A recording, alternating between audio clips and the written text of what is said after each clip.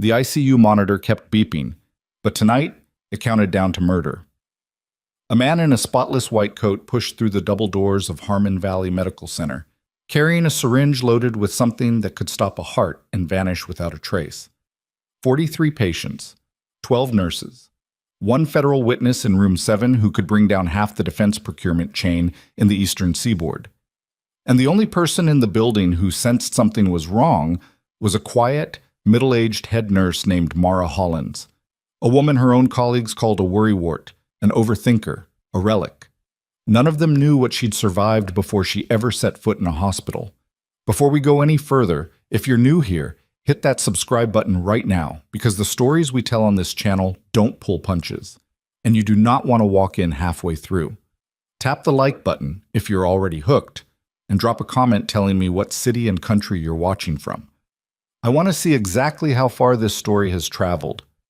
Now let's go back inside that ICU, because the night is just getting started. The rain had been coming down since 6 o'clock, and by 9:15 it had turned the parking lot of Harmon Valley Medical Center into a shallow lake that reflected the red and white emergency lights in broken, wobbling strips. Mara Hollins stood at the nurses' station on the 4th floor, the ICU floor, with a half-finished cup of coffee going cold beside her keyboard, staring at the admissions log for the 3rd time in 20 minutes. She wasn't looking for anything specific. That was the part she couldn't explain to anyone later. She wasn't running a checklist or following a protocol. Something had walked into her peripheral awareness the way cold air walks under a door. Slow, quiet, undeniable. Mara. Yolanda Fitch, one of the younger RNs, stopped at the station with a chart tucked under her arm. "You've been staring at that screen for 10 minutes. Go take a break." "I'm fine." "You've said that 4 times tonight." Yolanda leaned on the counter and lowered her voice. "Dr. Saunders already asked me if you were having an episode." Mara looked at her. "An episode?" "His word, not mine." Mara turned back to the screen. "Tell Dr. Saunders I said thank you for his concern." Yolanda studied her for a moment, then let it go. She had learned in 11 months of working alongside Mara Hollins that the woman had a version of patience that wasn't passive. It was compressed, like a spring someone had wound too tight and then very carefully set down. You didn't poke at it, you just worked around it and waited. The 4th floor was quieter than usual for a Tuesday night. Harmon Valley served a mid-sized population in the town of Caldwell, 2 hours north of the capital, and the ICU ran at about 70% occupancy through most of the year. Tonight it was at 60. 8 patients, each with their own monitor rhythm, each occupying their own small universe of tubes and machines and careful quiet. The staff moved through the hallways in the practiced, near-silent way that ICU nurses move. Efficient, unhurried on the surface, always calibrated underneath. Room 7 was at the far end of the hall, past the supply alcove and the family consultation room. It had a federal marshal posted outside, a young woman named Carrie Blount, who rotated shifts with a partner named Dex. And the patient inside was listed under the name Thomas Rowe on the floor manifest, which was not his actual name. Mara knew that much. She'd been briefed by the hospital administrator, a round-faced man named Gerald Price, who had delivered the briefing the way he delivered most difficult information, quickly, quietly, and with a visible desire to be done with it. Federal Protection Detail. Patient is a material witness in an ongoing federal investigation. You do not need to know specifics. You will maintain standard care protocols. Any deviation in the patient's condition, you report directly to Marshal Blount, not through standard channels. Understood? Mara had understood. She hadn't been told the patient was a Navy SEAL. She'd pieced that together herself, the physical condition of the man despite his injuries, the way he'd held his jaw when she'd done his initial assessment, the small tattoo partially visible above the bandage on his left shoulder. She hadn't mentioned it to anyone. It wasn't relevant to his care, and the less she talked about room 7, the better she felt about the whole arrangement. What was relevant to his care was the gunshot wound to his lower abdomen that had nicked his hepatic portal vein and required 4 hours of surgery to repair. What was relevant was his blood pressure, which kept trying to trend low, and his oxygen saturation, which had dipped twice in the last 6 hours. What was relevant was that he was stable but not robust, and that anyone with real medical training who wanted him dead would know exactly where to apply pressure to tip him back into crisis. At 9:47, the elevator at the far end of the hallway opened. Mara heard it before she saw anything. The particular soft chime of the fourth-floor elevator, which had a slightly different tone than the one on 3. She didn't look up immediately. Elevators opened on the fourth floor all the time. Orderlies, administrators, lab techs running samples. Then something made her look up. She wasn't sure what it was. Later, she would try to name it and fail. The man who had stepped off the elevator was walking with the confident, unhurried stride of someone who belonged exactly where they were. White coat, pressed trousers, a visitor badge clipped to his breast pocket. He was carrying a small black bag, the kind that could be a medical kit or could be nothing, and his shoes were the kind of shoes that cost more than most people's car payments. He looked like a senior consultant.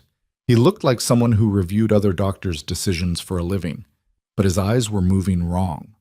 That was the thing Mara's brain registered before her conscious mind caught up. His gaze wasn't tracking the environment the way a doctor's gaze tracked an environment.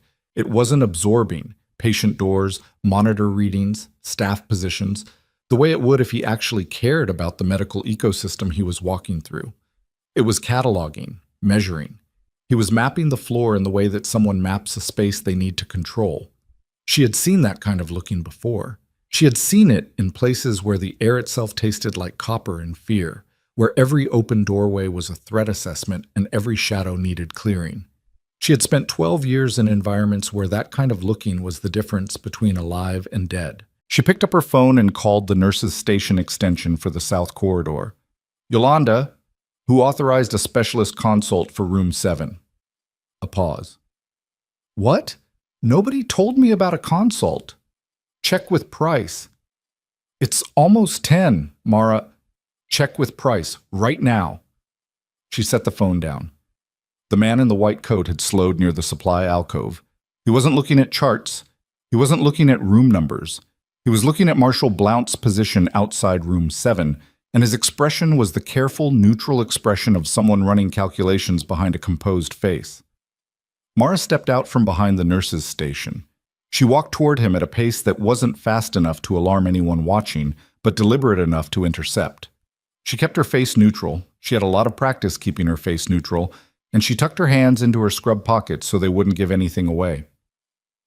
"Can I help you?" she said, when she was close enough that he had to stop. He turned to look at her, and the smile he produced was practiced and warm and completely empty. "Yes, I'm Dr. Fallon, neurology consult, 4th floor. I was paged about 20 minutes ago." "By whom?" "A beat. Just a fraction of a second too long." "Dr. Reyes?" "Dr. Reyes is off tonight," Mara said. "She's been in Raleigh since Friday." The smile didn't waver. If anything, it deepened slightly, the way smiles do when someone is recalibrating. "My apologies. It may have been Dr. Reyes's resident. Harrington, I believe.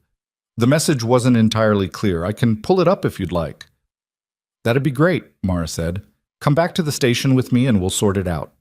He didn't move. He was looking at her the way people look at obstacles.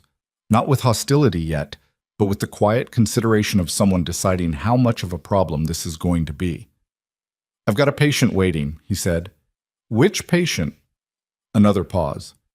She watched his eyes track to her name badge, read it, and come back up. "Mrs. Hollins, it's Ms." She kept her voice even. "And I've got 8 patients on this floor. None of them have a neurology consult on their chart. So let's go back to the station and get this sorted out, because I'm not going to let an uncredentialed consult walk to any room on my floor, and that's not me being difficult. That's me doing my job." Something moved behind his eyes. It wasn't anger exactly. It was colder than anger. It was the assessment of a problem that had just gotten more complicated. "Of course," he said. "Lead the way." Mara turned back toward the station. She did not turn her back fully on him. She angled, keeping him in her peripheral vision, the same way she had learned to move in corridors that hadn't been cleared.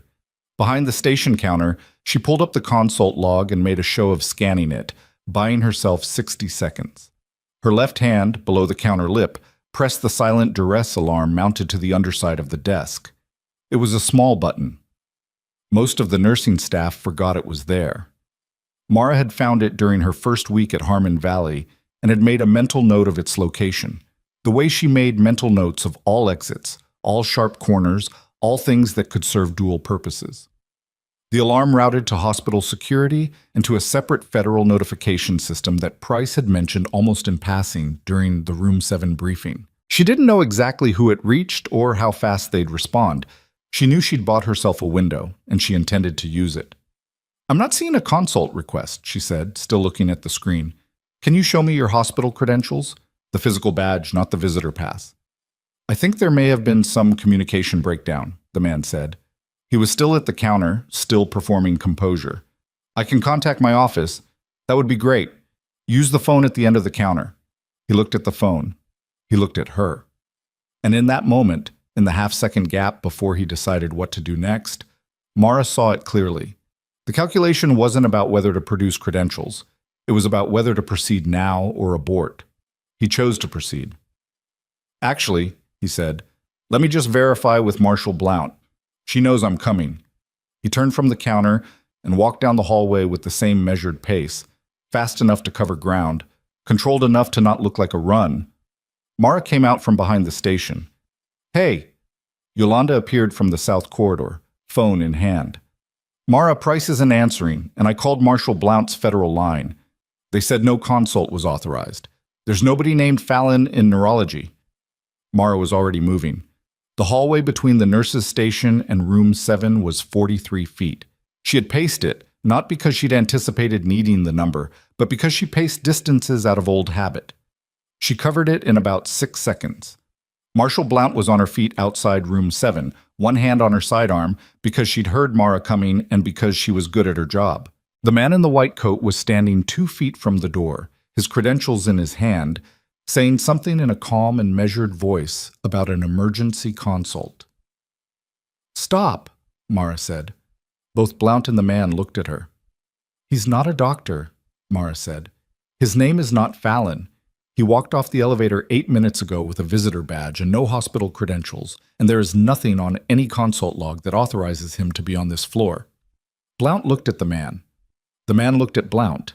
And then he did something that Mara had almost expected and still felt in her chest like a cold weight dropping. He smiled. "Marshal," he said, "I understand the concern, but I'm going to need you to step aside. This is above your clearance level." Blount frowned. "I'm going to need to see some ID. I have ID." He reached into the breast pocket of his white coat and produced a badge holder that he flipped open in the practiced, fluid way that federal agents flip credentials.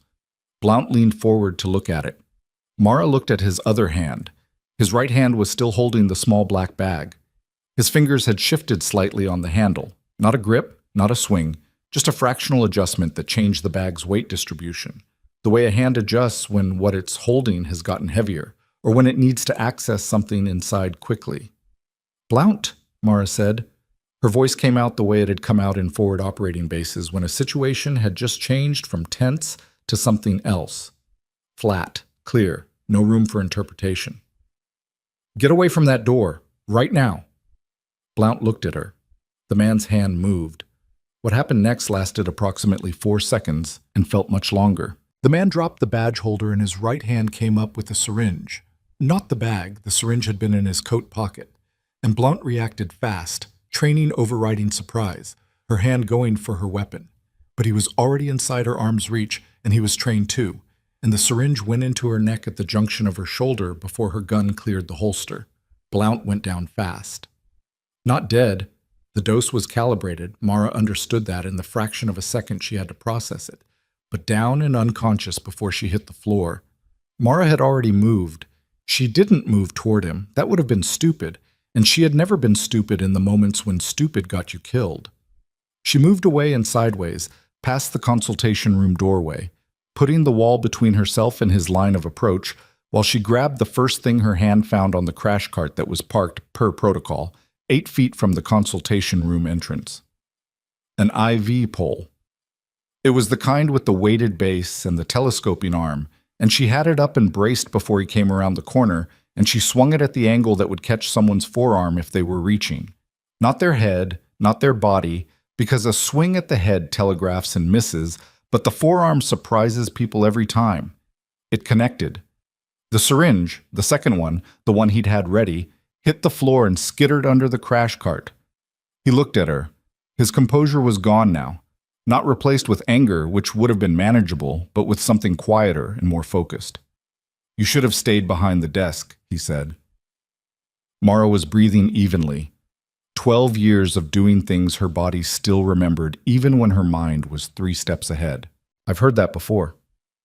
He came at her fast and disciplined, and she used the pole's weight rather than fighting his momentum, deflecting rather than blocking, using the crash cart as a barrier between them while she reached back and grabbed the defibrillator paddle housing.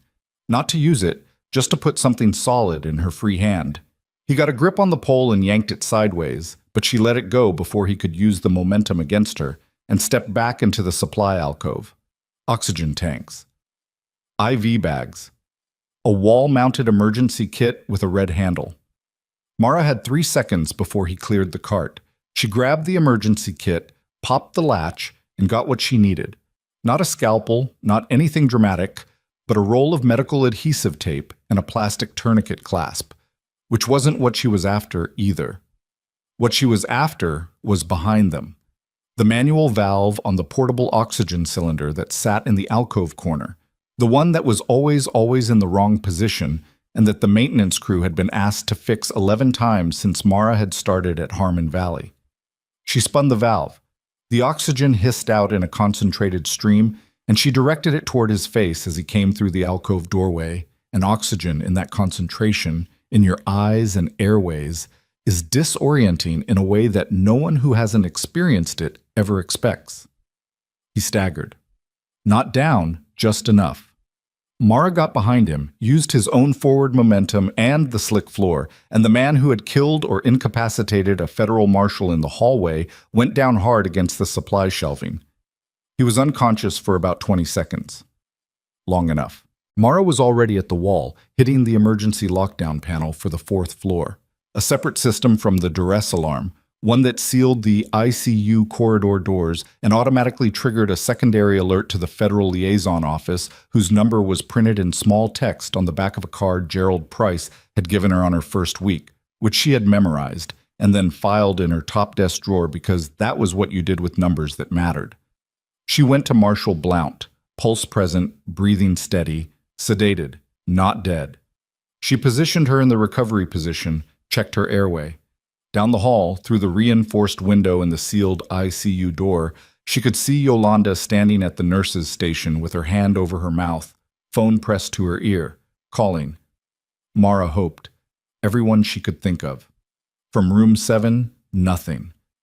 The patient was still on his monitors, his lines intact, his oxygen saturation reading 79% on the hallway display, which was lower than she liked. Mara stood up. She looked at the man on the floor. He was coming around. She could see him starting to move, the involuntary muscle twitch of returning consciousness. She picked up the IV pole from where it had fallen, held it loosely, and waited. When his eyes focused, they found her immediately. "The floor is locked," she said. "The federal alert went out 6 minutes ago.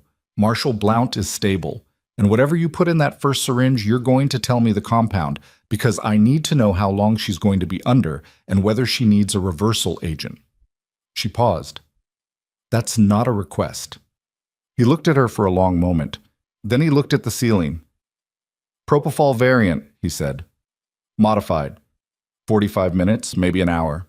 No reversal needed." "Thank you." She zip-tied his wrists with the supply kit restraints. Harmon Valley stocked them in the security kits, another thing she'd noted on her first walkthrough, and checked the knot twice. Then she went to room 7 and opened the door. The patient was awake. That surprised her. She'd assumed the commotion hadn't reached through the sedation, but his eyes were open and tracking when she came in, and despite the tubes and the monitor leads and the 4 hours of surgery holding his abdomen together, there was something in his expression that was entirely lucid and entirely unsurprised.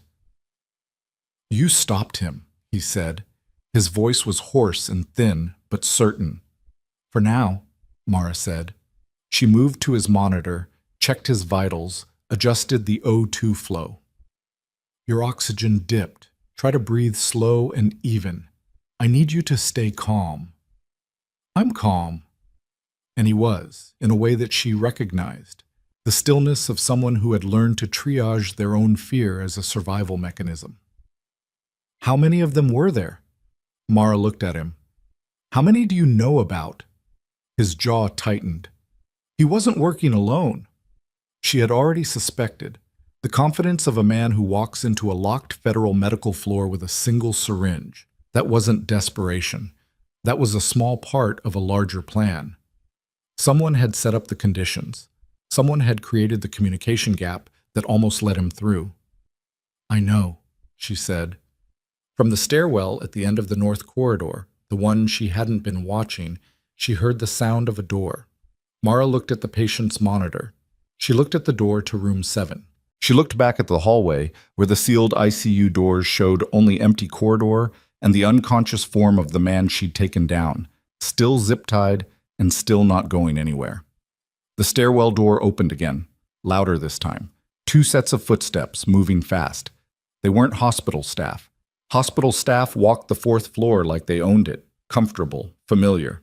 These footsteps were moving with tactical precision, the heel-toe pattern of people who had been trained to move quickly and quietly through spaces they intended to control. Mara went to the room's communication panel and flipped it to internal lock. She checked the patient's IV lines. She checked the backup oxygen feed. She looked at the window that ran along the top of room 7's interior wall, reinforced glass but not ballistic. The patient's eyes hadn't left her face. "What's your name?" he asked. "Your actual name." "Mara Hollins." "You're not just a nurse," he said. She didn't answer that. She moved to the window, positioned herself where she could see the hallway at the angle the camera blind spot didn't cover. She'd found that on her 2nd week, and watched the north corridor fill with 2 figures in dark tactical gear who were not federal marshals and were not hospital security and who had just reached the sealed ICU door and stopped, reading the lockdown panel, calculating their next move. One of them looked up toward the camera, then toward room 7's window. He couldn't see her through the angle and the glass tint, but he was looking in exactly the right place, which meant someone had told him where to look. The locked ICU door held for now. Mara turned to the crash cart beside the patient's bed. Room 7 had its own, per the protocol for isolation rooms, and began, quietly and methodically, to assess what she had to work with. The crash cart had 7 drawers. Mara had opened the first 3 before the men in the hallway finished reading the lockdown panel, and she was cataloging by touch as much as by sight. Epinephrine, atropine, amiodarone in the medication drawer, laryngoscope and airways in the 2nd, defibrillator pads and leads coiled in the 3rd. Standard ICU crash cart, same layout as every hospital she'd worked in, the standardization that existed precisely so that in moments like this one, your hands knew where to go before your brain finished the sentence. She wasn't building a plan yet. She was building an inventory. Behind her, the patient, Thomas Rowe, which was not his name, was watching her with the particular focused quiet of a man who has trained himself not to spend energy on things he can't control. His oxygen saturation had come back up to 83. Not good enough, but stable enough for now. His BP on the monitor read 91/60, which was the low end of acceptable given what he'd been through, and his heart rate was elevated, 79, probably from the adrenaline of knowing what was happening outside his door, but steady. "You should get down," he said. "I'm not in their sight line." She moved to the 4th drawer. "How long have you been awake?" "On and off since around 8. "Did you hear anything before the marshal went down?" A pause. Footsteps. 2 sets, different from the nursing staff. He shifted slightly against the pillow and winced. The involuntary controlled wince of someone managing pain they've decided isn't relevant. One of them had a limp, left side. Mara filed that. "You're observant for a man on post-surgical sedation." "I've had practice." She closed the 4th drawer and looked at the window again. The 2 figures in the hallway had moved back from the lockdown panel and were conferring, heads together, low voices she couldn't hear through the glass. One of them had a phone out, calling someone. reporting, probably, that the floor was sealed and the primary had been neutralized, and the secondary plan needed to activate ahead of schedule. Whatever the secondary plan was, Mara wanted to know it before it arrived. She went to the room's wall panel and found the intercom line to the nurse's station. Yolanda picked up on the first ring, which meant she was standing right next to it and had been since the lockdown engaged. "I'm here," Yolanda said. Her voice was tight but functional. She was scared, which was the appropriate response, and she was still at her post, which was all Mara needed from her right now. "How many staff on the floor?" "Me. Renee on the south corridor, Dr. Okafor. He came in to check on the Merritt patient 10 minutes ago, and now he can't get out because of the lockdown." "Get Okafor away from the north corridor. Put him in the family consultation room and tell him to stay there and stay low. Renee stays on the south side. She does not come to the north wing. She checks her patients, and she does not open any doors she doesn't have to open." Okay, Yolanda breathed. "Mara, hospital security is downstairs. They can't get the elevator to respond." "The lockdown killed the elevator. There's a key override in the security office on sub-level 1. Tell them to use it." "I already told them that. They said they don't—" A pause. "They said they don't have authorization to override a federal security lockdown." Mara closed her eyes for 1 second. "One, then opened them. Tell them the federal detail is incapacitated and the authorization chain is compromised. And if they don't use that key in the next 4 minutes, I will personally explain to every investigator who comes through this building why they stood in the basement while a patient died." She kept her voice even. "Say it exactly like that." "Okay. And Yolanda, the federal alert system, the secondary one, not the hospital alarm. Did you hear it trip? I don't even know what that is." "It's a separate alert. It would have gone to a different receiver. If it tripped correctly, there should be a response coming from outside, not hospital security. Federal response. Do you understand?" "Yes." "How long ago did I hit the duress alarm?" Yolanda went quiet for a moment. She was checking, Mara guessed, the timestamp on the security log. 14 minutes. 14 minutes. In Mara's experience, federal response time to a triggered protective detail alert in a non-urban environment was somewhere between 18 and 35 minutes, depending on how close the nearest field office was and how seriously they took the initial signal. She had maybe 4 to 20 minutes before outside help materialized, and she had no way to narrow that window, and the 2 men in tactical gear at her door were on a clock too. She turned back to the room. "I need to ask you something," she said to the patient. He waited. "The people who sent that man, the one I took down, how much do they know about what you're carrying? The testimony, the evidence, whatever it is. How much have they already moved to contain it?" The patient's expression shifted. Not surprise exactly, but a recalibration of what he thought she was. "More than they should," he said. "There's a leak somewhere inside the protection detail. Not Blount, she's clean, but someone above her has been feeding position information." Above her. At least one federal official, possibly 2. His jaw tightened. "That's why I was moved to Harmon Valley. The original facility was compromised. They thought a small regional hospital in a town nobody's looking at would buy time." Mara looked at the hallway. "How much time did it buy?" "Apparently about 48 hours. She nodded slowly.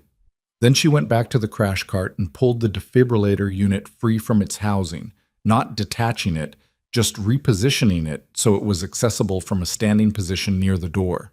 She checked the charge indicator. Full. "What are you doing?" the patient asked. "Thinking." "It looks like you're arming yourself with a defibrillator." "I'm thinking and doing 2 things at once."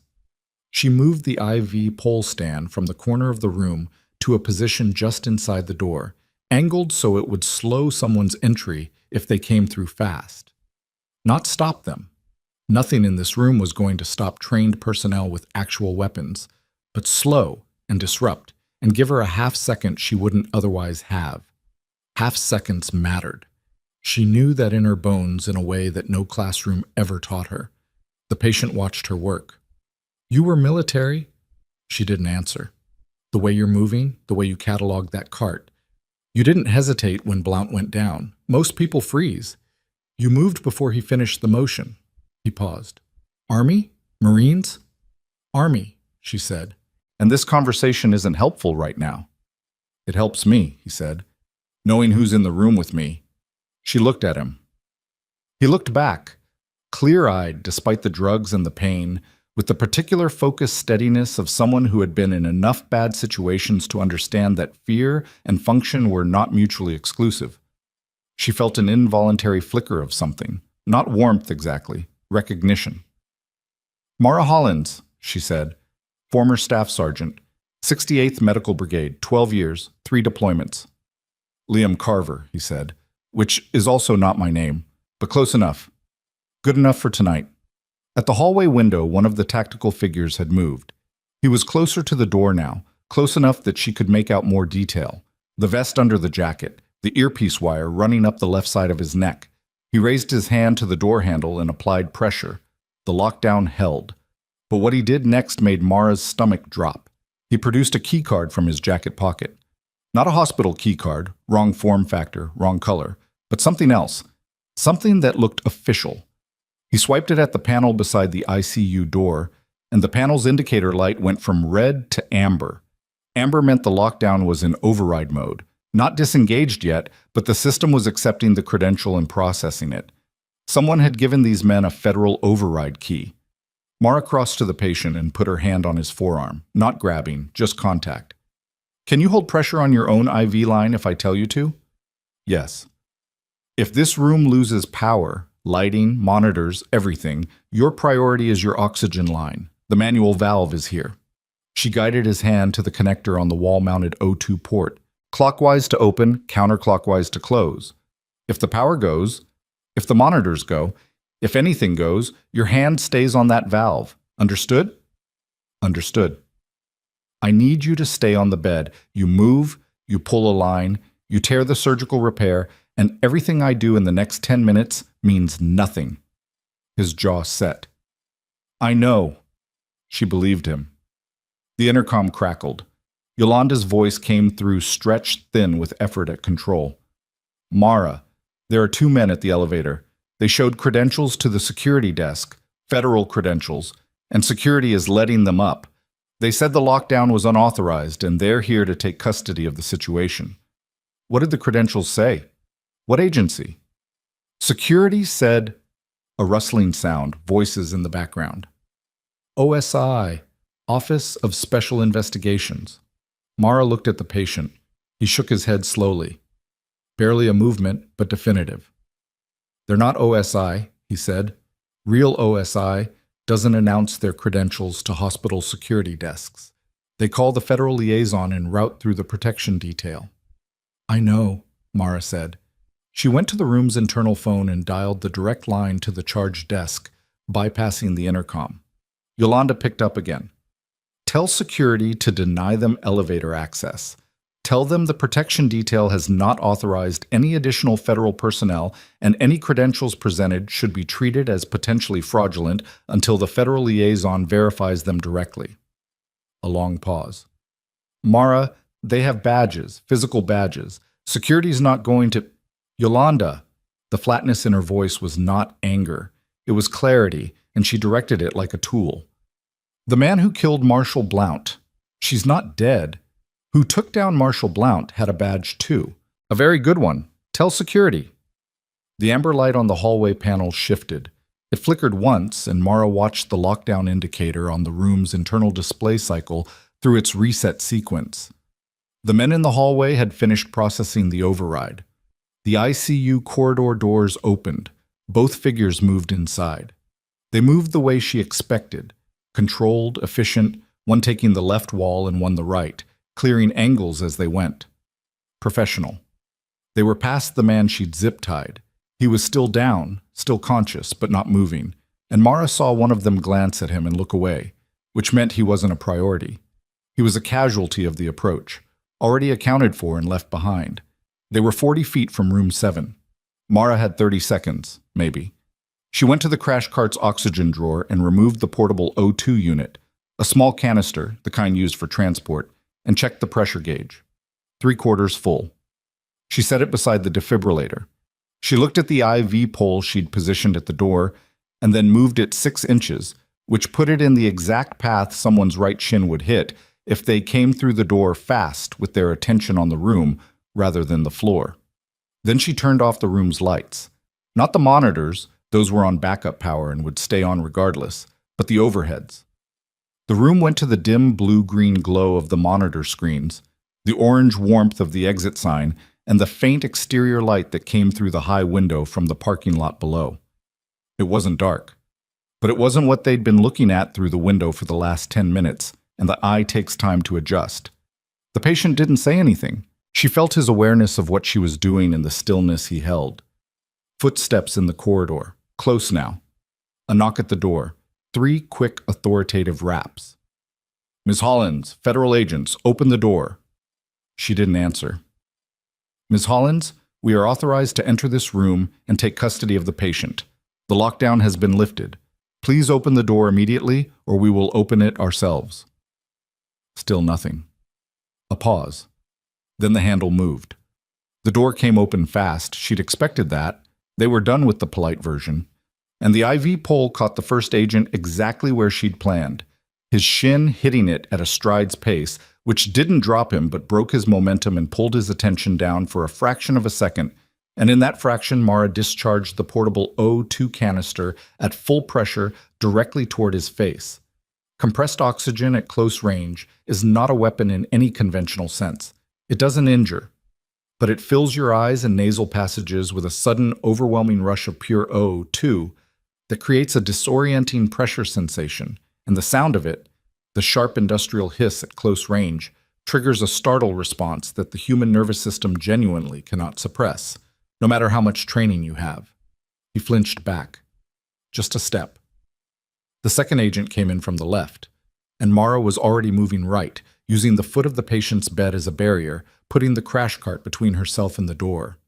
The defibrillator was in her hands, not as a weapon exactly, but as the largest solid object in the room that she could hold and move with. And she brought it up not to strike but to block as the second agent reached for her arm. He got her left wrist instead of her right, and she used the direction of his pull, let it rotate her rather than fighting it, and came around to his outside rather than his inside, which meant his grip broke because human wrist joints are not designed to hold against rotational momentum working against them. 3 seconds of confusion. That was all she'd bought. The first agent had recovered. He was between her and the door now, and the second was repositioning, and the patient's monitors were alarming softly. Not a crash alarm, but the 30-second warning that preceded a sustained low saturation reading, and Mara heard it the way she heard all alarms, as data that required response, even now, even in this. "Stop," the first agent said. His voice had changed. The authority was still there, but it had gone tight, which meant she'd actually rattled him, which meant she was still in the equation in a way he hadn't expected. "This is over. Step away from the patient." "His O2 sat is dropping," Mara said. "Whatever happens in the next 5 minutes, if you want him alive to testify to anything, you need to let me respond to that alarm." The agent looked at the monitor. He wasn't a fool. His eyes read the number and understood it. "Adjust the oxygen and step back," he said. "Don't touch anything else." She moved to the wall port and adjusted the flow rate, watching the number on the monitor. It began the slow climb toward acceptable. 84, 85. From the hallway, a sound she hadn't expected. A voice. Not Yolanda. Not someone from the floor. A man's voice, measured and carrying the particular weight of command that didn't need volume to land. "Duvain, Kessel, stand down." Both agents stiffened. Through the open door, Mara could see into the corridor. A third figure had entered the ICU, not through the main doors, which meant the stairwell, which meant someone had gotten the elevator override or taken the stairs past security. He was taller than either of the agents, and older, and he was wearing a suit rather than tactical gear, and he moved through the ICU corridor like he had built the place. He stopped in the doorway of room 7 and looked at the scene.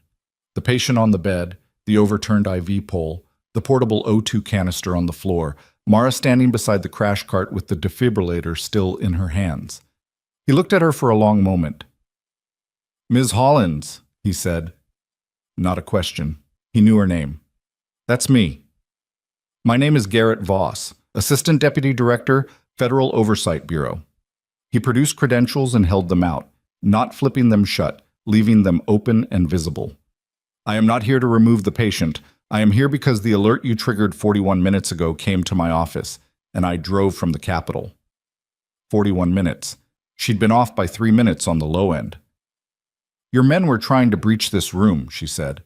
My men were responding to an emergency lockdown with instructions from a superior that I am now questioning. His voice didn't move. Ms. Hollins, I need you to trust me long enough to secure this floor, at which point I will answer every question you have. But right now you have a patient in distress, and I have 2 agents I need to pull out of your way. She looked at him. He held the look without moving. She had spent 12 years reading people in circumstances where a wrong read got you or someone else killed. She had no certainty. Certainty wasn't available, and she'd never trusted anyone who offered it in situations like this one. What she had was the read, which was imperfect and human and based on 1,000 small signals she couldn't itemize. The way he'd said, my men, with something that sounded genuinely like frustration. The way he'd presented the credentials and left them open. The way he had looked at the patient before he'd looked at her. Your 2 agents leave the room, she said. Marshal Blount gets medical attention. The man in the hallway stays restrained, and nobody touches this patient's lines or equipment without me present. Voss nodded. Agreed. She didn't lower the defibrillator. I'm going to keep holding this, she said, for a while yet. Something shifted in Voss's expression. It might have been respect. It might have been exhaustion. It was probably both. Understood, he said. He turned and said something to the 2 agents in a low voice that she didn't catch, and both of them moved out of the room and into the corridor. Mara watched them go and then turned to the patient's monitor. Saturation at 87 and climbing, blood pressure holding, heart rate up to 88, still elevated, but the pattern was stress response, not cardiac event. She exhaled slowly through her nose. You believe him? The patient asked. Not entirely. But enough. She set the defibrillator back on the cart. Enough for right now. Voss had stepped partially into the room, keeping himself in the threshold rather than advancing. A careful, deliberate choice, she thought. He was reading her the same way she was reading him. The official who authorized the override key, Mara said. Who was it? Voss didn't answer immediately. Mr. Voss? I don't have confirmation yet. Do you have a suspicion? His jaw moved. Yes. Is that person currently in this building? A longer pause. And then from the corridor, before Voss could answer, Yolanda's voice came over the intercom with a quality that made Mara's chest tighten. Not panic, but the edge of it. The controlled voice of someone trying very hard not to sound afraid. Mara, there are 2 more people on the floor. They came up through the stairwell access on the south side. I don't know how they got past the lock on that door. One of them is wearing a federal badge. The other one is... A breath. The other one is Deputy Director Roland Marsh. He says he's here to assume command of the situation. Mara looked at Voss. Voss's expression had gone very still. Marsh, she said. Voss said nothing, which was itself an answer. The patient shifted on the bed. When Mara looked at him, his eyes had gone to something beyond the ceiling, some interior calculation she couldn't read, and then came back to her with a clarity that cut through the sedation and the pain and the 4 hours of surgery and said something she felt before she understood it. Don't let him in this room, he said. Whatever happens, don't let Marsh in this room. From the south corridor came the sound of footsteps, 2 pairs, unhurried, confident, growing steadily closer. Mara moved before the footsteps reached the south corridor junction. She didn't run. Running in a hospital room with a post-surgical patient and active IV lines was how you created secondary emergencies. But she crossed to the door in 4 steps and put her hand flat on Voss's chest. Not hard, just present. A clear physical statement that the threshold was hers. Close the ICU door, she said. Voss looked at her hand on his chest, then at her face. Marsh outranks me. I don't work for Marsh. She held his gaze. Close the door. Buy me 60 seconds to think. Something moved in Voss's expression, the internal calculus of a man who had driven 90 minutes from the Capitol on the strength of an alert that someone in his own chain of command had apparently been trying to prevent, and who was now being asked to make a choice in front of a nurse holding a defibrillator in a darkened ICU room. It wasn't a comfortable position. She didn't need him to be comfortable. She needed him to be decisive. He stepped into the corridor and pulled the ICU door to without latching it. Mara turned back to the room. The patient's monitor showed saturation at 89 now, which was marginal but not crisis. His blood pressure had ticked up slightly, 94/62, which was his body responding to adrenaline the way bodies respond to adrenaline even when they've been through 4 hours of surgery and shouldn't be flooded with it. His face was controlled, but his color was wrong, the gray undertone pallor of internal stress meeting surgical recovery, and she could see the effort it was costing him to stay present and not let the pain win. "How bad is it?" she asked quietly. He knew she wasn't asking about the situation outside the door. "Manageable," he said. "That's not the same as fine." "No," he agreed. "It's not." She adjusted his pillow angle 2 degrees, just enough to ease the diaphragmatic pressure that was compounding his oxygen issue, and checked the surgical dressing at his abdomen. No fresh bleeding visible through the outer layer, which was the best she could ask for right now. The repair was holding, but it was 4 hours old and it was made of sutures and human tissue. And human tissue did not appreciate adrenaline and stress, and a patient who kept trying to be alert and operational rather than unconscious and healing. "You need to stop engaging," she said. "Every time you sit up straighter, every time you brace, you're pulling against the repair. Stop." "I'm aware." "Be more aware." Through the closed door, voices. Voss and Marsh, she could hear the register without the words, the low controlled exchange of 2 men performing authority at each other in a hallway, and underneath it the particular silence of whoever had come with Marsh, who hadn't said anything at all that she'd heard, which was its own kind of signal. Then Voss's voice, clearly, "I need to verify the authorization before anyone enters that room."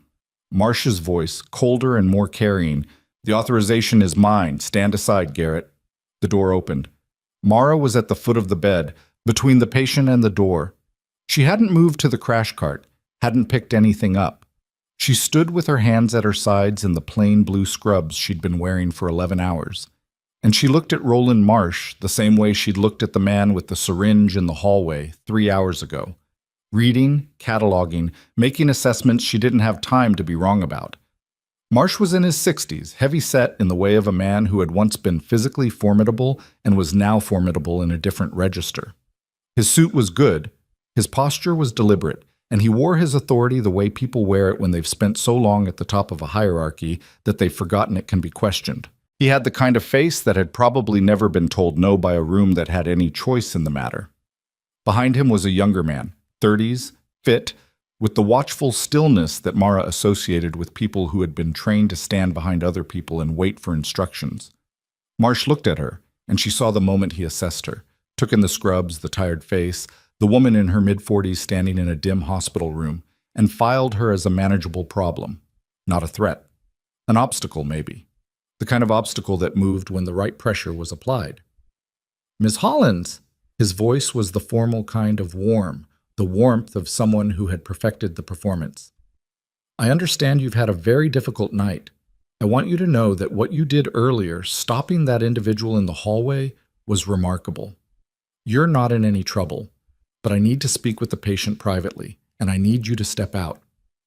"No," Mara said. The warmth dialed down a degree. "I'm sorry?" "No, I'm not stepping out." She kept her voice level. "This is my patient. He is post-surgical and his vitals are marginal, and this room has already been breached once tonight. I'm not leaving." "Miss Hollins, I have federal authority over this protection detail." "Your detail's marshal is unconscious in the hallway because someone compromised this operation," Mara said. "Mr. Voss's agents were operating on instructions from a superior that Mr. Voss himself is questioning, and you walked into this hospital through a stairwell access that was part of a secured lockdown." She paused. "So I'm going to need more than a federal title before I move away from this patient." Marsh looked at her for a long moment. The younger man behind him had shifted. Not a dramatic movement, just a weight transfer, the kind of adjustment that preceded action. The patient's voice came from the bed, hoarse but deliberate. "She stays." Marsh's attention moved to him. Something passed across the older man's face, controlled, fast, gone before it fully formed. "Mr. Rowe, I know you've been through a great deal tonight. I'm here to ensure your safety." "She stays," the patient repeated. or you don't come any further into this room." Marsh stepped further into the room. He did it smoothly, the way practiced authority moves. Not aggressive, just continuous, as if the patient's statement simply hadn't landed with the weight intended. As if the man in the bed were speaking from a position that didn't quite count. Mara stepped left.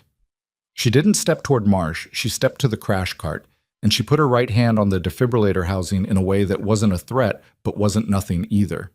The younger man behind Marsh tracked the movement, and his hand went to his jacket.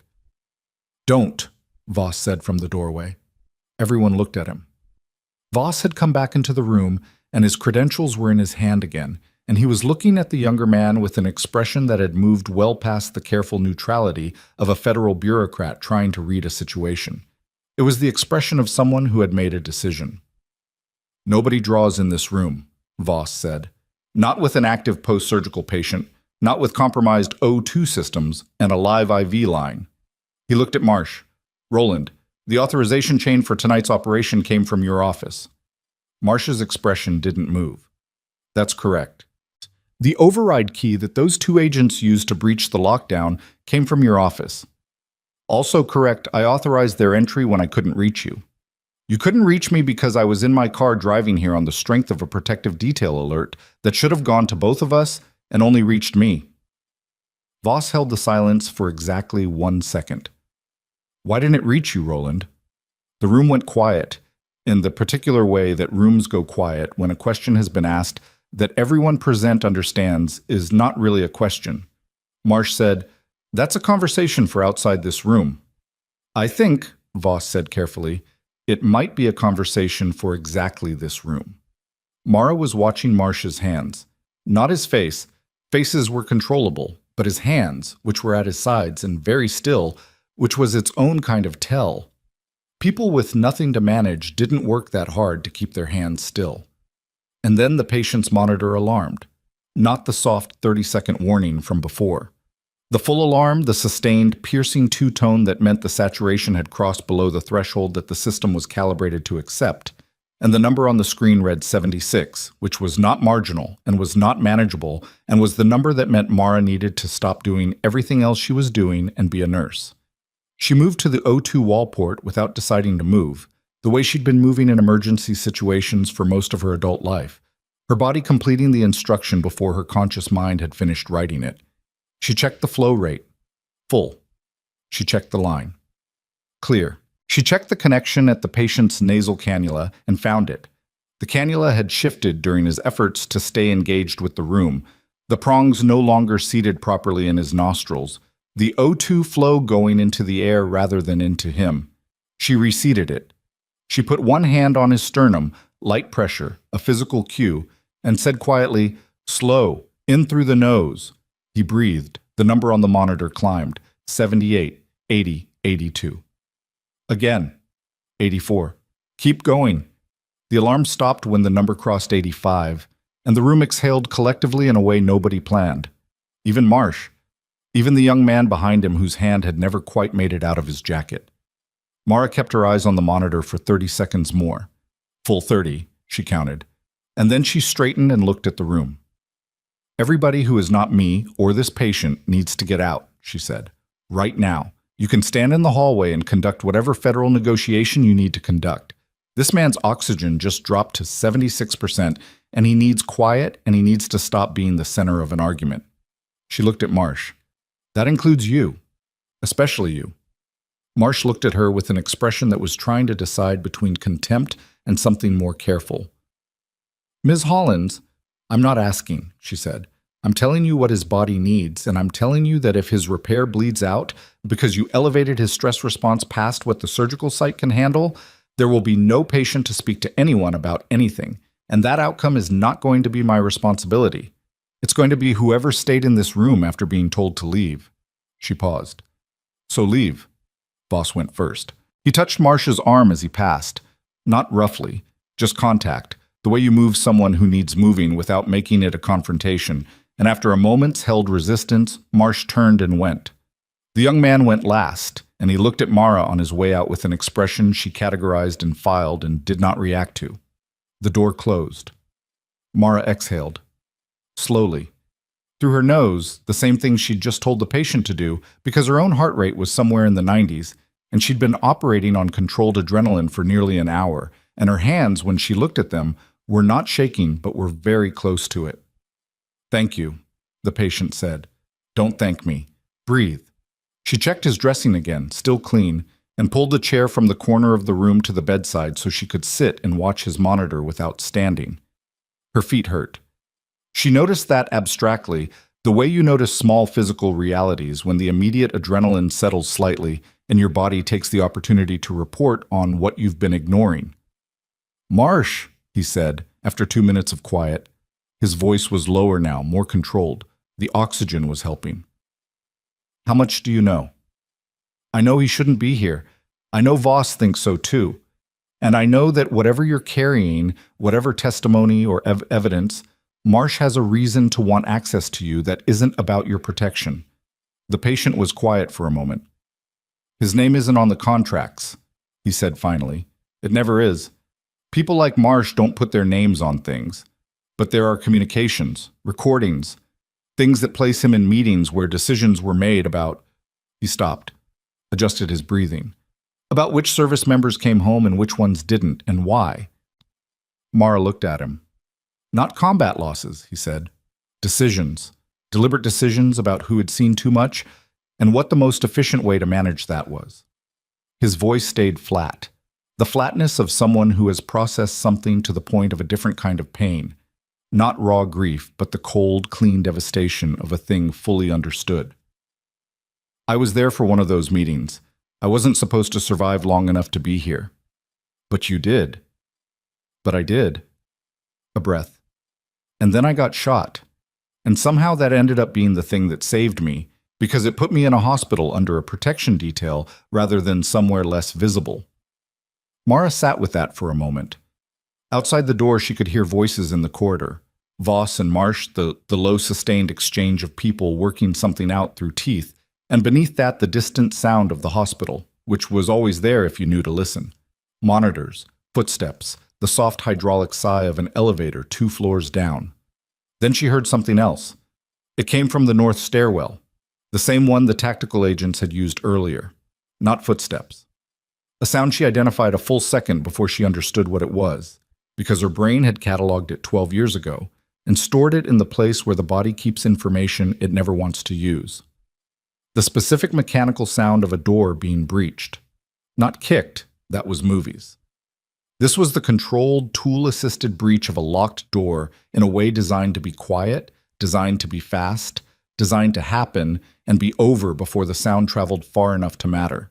She was on her feet before she consciously decided to stand. The ICU corridor was between them and the north stairwell, and the ICU door was closed, and Voss and Marsh were out there, and she had no way to know what they would do or which side they'd move to if the stairwell door came open. She went to the room's internal panel and killed the exterior window light, a blackout setting designed for patients with neurological sensitivities that nobody used, but that she had noticed the first week, same as she noticed everything. Room 7 went dark from the outside. Anyone looking through the reinforced window from the corridor would see black glass. The patient's monitors still glowed.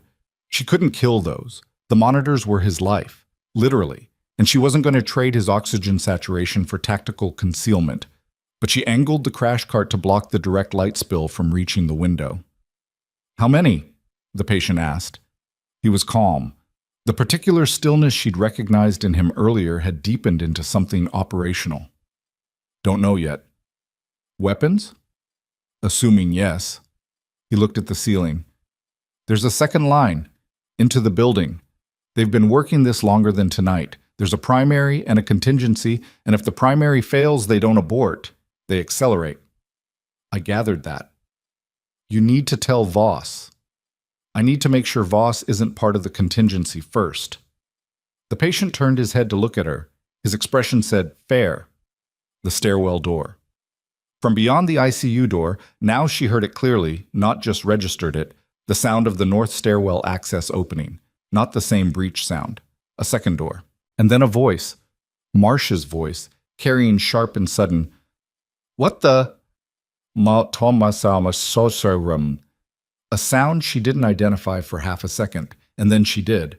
The particular acoustic crack of a suppressed firearm in an enclosed corridor, higher pitched than movies rendered it, shorter, with a reverb that bounced off the linoleum and the reinforced walls in a way that was unmistakable to anyone who had heard it in real environments.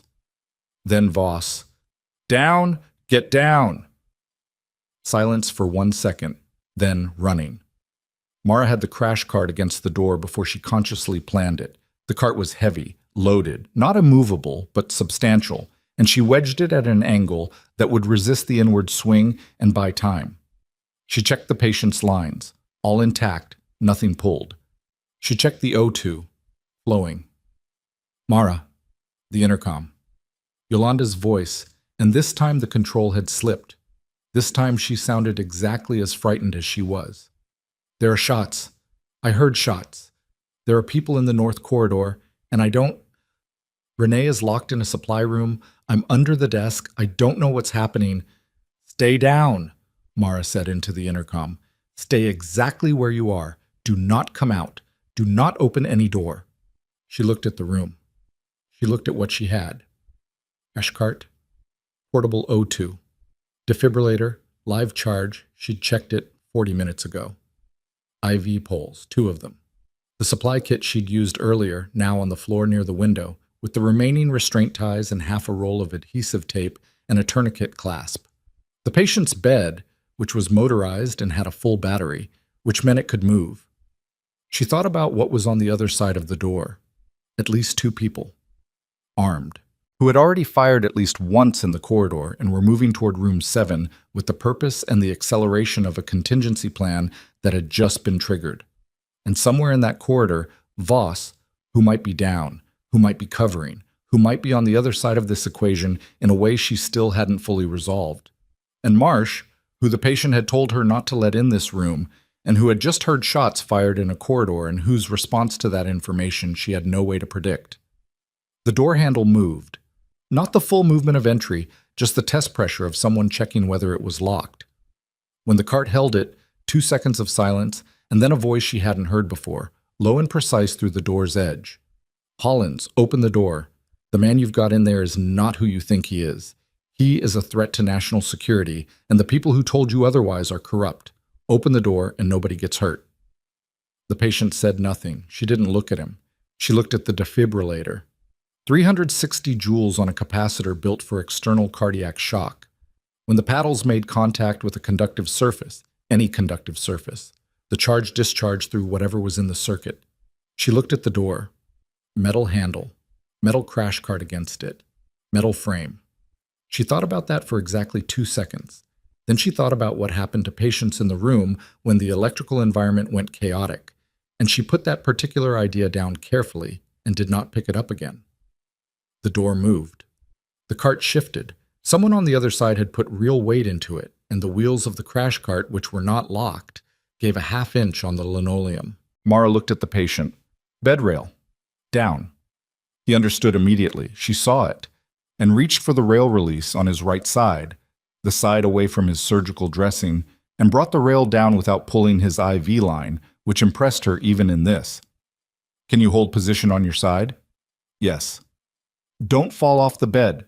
Don't let your dressing touch anything. Stay flat."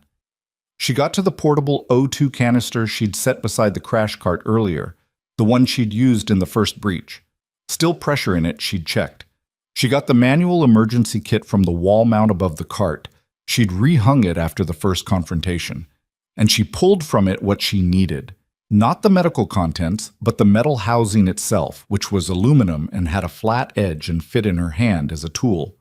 The door moved again. The cart gave another 3/4 of an inch, and the gap at the door's edge was now wide enough that she could see the shadow of movement through it. She heard, from somewhere further in the corridor, a sound that she needed several seconds to process because it was entirely unexpected. Multiple sets of footsteps, heavy, coordinated, moving fast from the direction of the elevator bank. Not the careful tactical movement of 2 men on a contingency operation. A team. The voice through the door changed. Something in it shifted. A half second of recalculation, surprise that hadn't been planned for. Then a different voice from the corridor, sharp and carrying. "Federal agents, hands where we can see them. Do not move." The pressure against the door stopped. The crash cart settled back 2 inches into the door. From the corridor, shouting, movement, the particular percussion of a controlled takedown, knees on linoleum, hands behind heads, the clipped professional commands of people who did this in the dark and in small spaces and got it right most of the time. And then silence. Mara stood at the door. Her hands were on the crash cart. She didn't move it. A knock. 3 deliberate raps, unhurried. Voss's voice, and it was rougher than it had been 10 minutes ago, the roughness of someone who had been on the floor recently and had gotten back up. "Ms. Hollins, it's Voss. The corridor is secure. I need you to hear my voice. Take a moment, listen, and if you're ready, open the door." She listened. She heard his voice, and behind it the specific organized noise of a post-breach corridor being controlled, multiple agents, a command structure, someone calling in a medical situation. She looked at the patient. He was still on his side, rail down, perfectly still. When he met her eyes, something passed between them that wasn't words, but had the weight of words. She moved the crash cart. She opened the door. The corridor was controlled chaos in the way that corridors are controlled chaos when a federal response team has just taken down 2 armed individuals. Agents in vests, 2 men face down with their wrists being secured, the smell of discharge suppressors still in the air, and at the far end of the north hallway, Deputy Director Roland Marsh standing with his back against the wall and his wrists in restraints that did not look temporary, a federal agent on each side of him, and an expression on his face that was trying to be authority and landing somewhere closer to the particular stillness of a man whose particular machinery has just stopped working. Voss was 4 feet from her. His jacket was torn at the shoulder. There was blood on his left forearm. Not serious, she assessed in 3 seconds. A graze, nothing requiring immediate intervention. And he was looking at Marsh with the expression of someone who had driven 90 minutes from the Capitol on a feeling and turned out to be exactly right about what the feeling meant. He looked at her. "Are you hurt?" "No." "The patient?" "Stable, marginal. He needs quiet, and he needs everyone off this floor for the next 6 hours. Voss nodded. He looked exhausted. He looked like a man who had just watched something he'd been hoping wasn't true confirm itself in real time. "How did you know?" he said. Not testing her, genuinely asking, in the way of someone trying to understand what he'd missed. Mara thought about how to answer that. She thought about 12 years of reading environments and reading people, and understanding that most threats didn't announce themselves. That the most dangerous things in any situation were the things that looked exactly like they were supposed to look and felt slightly wrong. "His shoes," she said. Voss frowned. "I'm sorry?" "The man with the syringe, when he came off the elevator. His shoes were too expensive for the hospital ID he was wearing, and he wasn't looking at the right things." She glanced down the corridor toward Marsh. Marsh was the same. He came in managing the room, not reading it. People who are here to protect someone read the room. People who are here to manage an outcome manage the people. Voss looked at her for a long moment. Then he looked down at the blood on his forearm, and then at the corridor around him, and then back at her. "I owe you a conversation," he said. "You owe me several." She looked past him at Marsh, who was watching her now with an expression she couldn't fully read. Not fear, not quite, but something adjacent to it. The particular attentiveness of a man recalculating a situation he had thought was under control. "But first," she said, "I need to go check on my patient." She turned back to room 7. And from behind her, from somewhere in the controlled chaos of the corridor, she heard Marsh's voice, quiet, directed at no one in particular, or at everyone, the voice of a man who had spent decades choosing words for effect, say, "She has no idea what she's gotten herself into." Mara stopped. She didn't turn around. "Tell your people to get a trauma kit for Agent Voss's arm," she said to the room in general. "And someone needs to check on the woman I left unconscious in this corridor 50 minutes ago." She went back into room 7 and closed the door behind her. The patient looked at her. "Marsh is in custody," she said. He exhaled. A long, controlled release of breath that had probably been held, at various levels of tension, for hours. Then he said, "There are others." She sat in the chair. Tell me. Marsh is the visible end, the part they're willing to sacrifice if it buys time. The contracts, the procurement chain, the people who made the actual decisions, they're 3 layers back and they've been watching this operation all night. He paused. If Marsh is in custody, they already know. And they're already moving to the next play. Mara looked at the door. She looked at the monitor. 88%. Better. What's the next play? She asked. He looked at the ceiling. He looked like what he was. A man who had been shot, who had been through surgery, who had been awake for hours under sedation in a hospital room while people tried to kill him, and who was still, despite all of that, tracking the operational picture because he couldn't not. Because whatever he was beneath the charts and the tubes and the name that wasn't his name was a person who had been built to think this way and couldn't stop. They don't need to reach me anymore, he said slowly. Marsh was the last clean play. If he's burned, they shift from suppression to discrediting. He turned his head to look at her. They're going to come after the evidence chain. Every statement I've made, every recording, every transfer of custody. He paused. And anyone who can testify to what happened here tonight. Mara processed that. Anyone, she said, including the nurse who was present in this room. He held her gaze. He didn't soften it. Yes. The monitor beeped. Steady. 88% holding. From outside in the corridor, the sound of the federal response team moving, organizing, securing.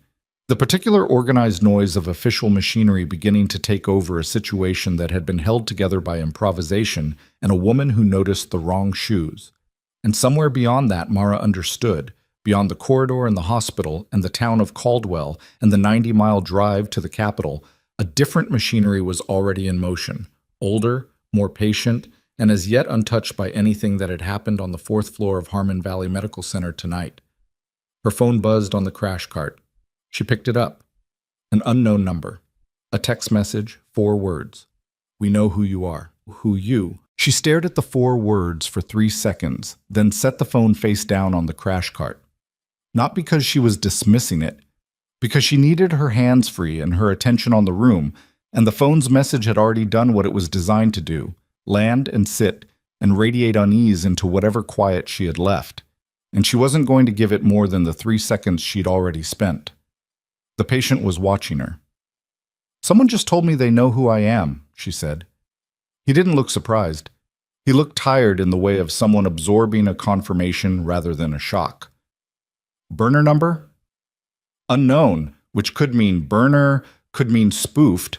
Either way, not traceable through anything I have. They're watching the building. They've had eyes on this operation all night. Not just Marsh, the layer behind Marsh. If they know your name, it means they've been inside the hospital's personnel system. He paused. Which means they've had time. This wasn't improvised. The whole operation tonight, the primary, the contingency, Marsh positioning himself as the responding official, it was staged. Hours of setup, maybe days. Mara thought about Gerald Price, about the briefing she'd been given on her first week, about the fact that her name was on every patient chart on the 4th floor, on the duty roster, on the hospital directory that lived on a server she had absolutely no visibility into. All right, she said. She picked the phone back up and opened the door. Voss was in the corridor, his forearm wrapped in a field dressing that one of his agents had applied, talking to 2 people she hadn't seen before, a man and a woman.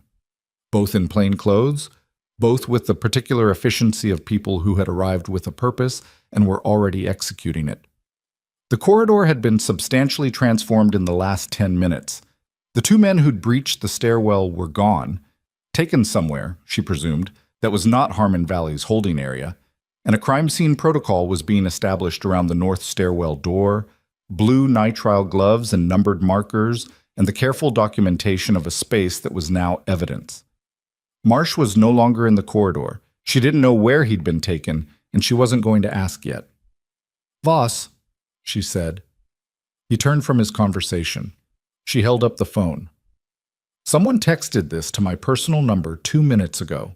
Unknown number, 4 words. She turned the screen to him. I want to know who has access to Harmon Valley's HR and personnel databases. Tonight. I want a list of everyone who touched those systems in the last 72 hours. Voss looked at the message. Something moved across his face, quick, controlled, but she caught it. "You recognize the play," she said. "It's a pressure tactic. They can't reach the patient directly anymore, so they shift the pressure to the people surrounding him." He looked up from the phone.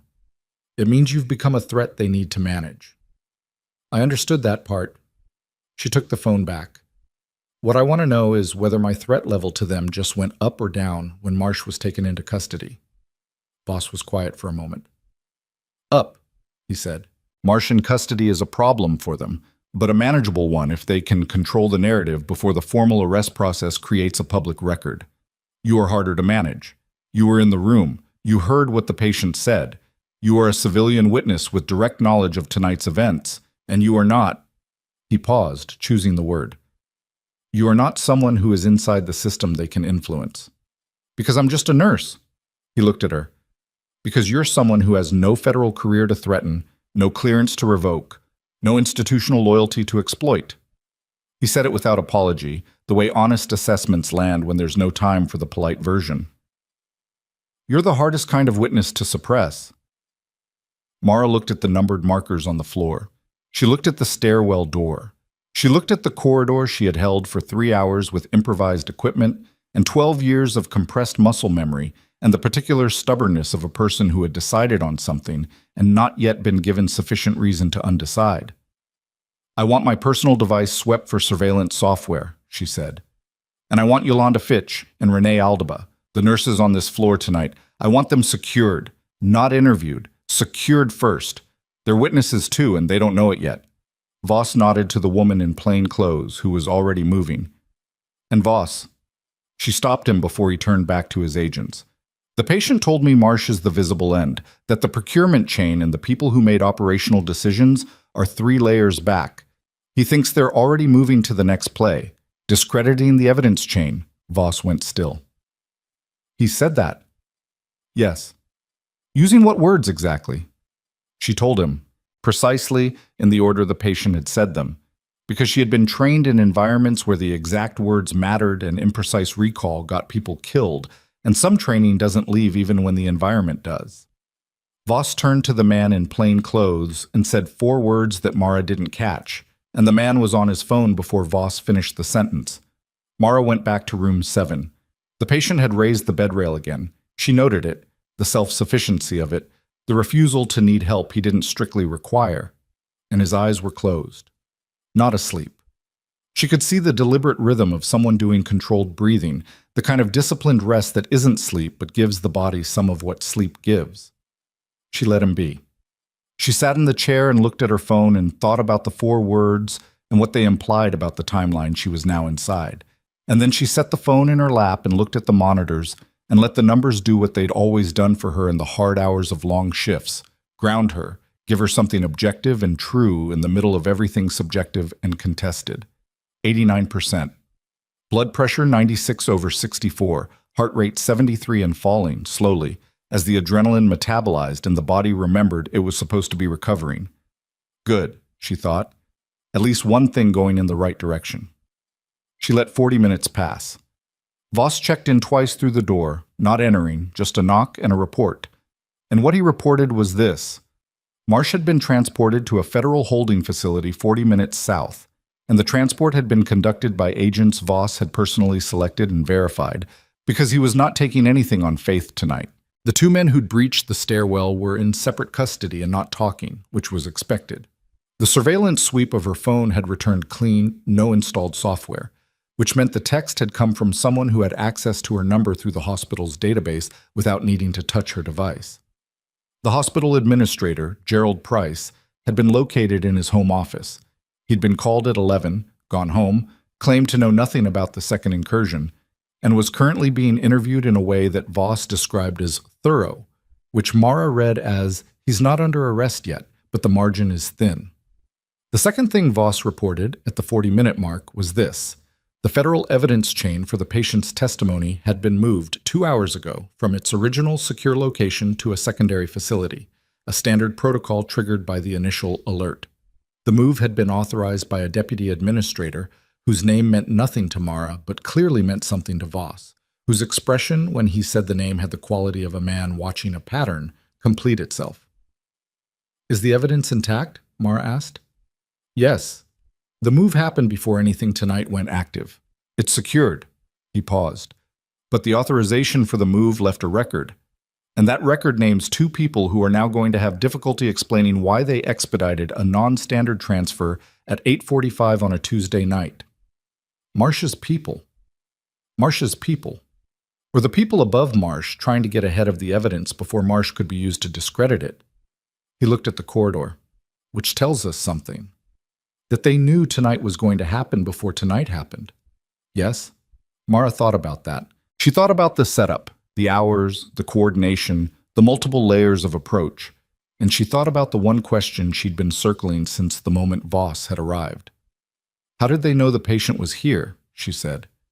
Harmon Valley was chosen specifically because it wasn't on any obvious list. It was a contingency facility. That information should have had a very small distribution. Voss looked at her. "We're working on that." "How small a list?" He was quiet. "Voss." "7 people," he said, "including me." She let that sit in the air between them. "And Marsh?" Marsh wasn't on the distribution. He was told separately through a different channel by someone who was. He stopped. "We're working on it." She didn't push it further, not because she was satisfied, but because the working on it was the only answer available right now, and she knew the difference between answers that were incomplete and answers that were wrong, and this one was incomplete. She went back into the room and didn't sleep, and didn't try to.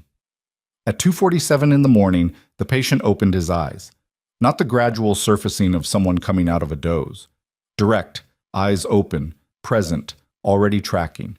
He looked at her and said, without preamble, "The recording." She straightened in the chair. "The primary recording, the one that places named individuals at operational meetings. It's not in the federal evidence chain." He watched her face. "I know the official record says it is. It's not. The file in custody is a partial. The complete version is somewhere else." "Where?" "I need to tell Voss directly, not through intermediaries." He paused. "And I need you in the room when I do."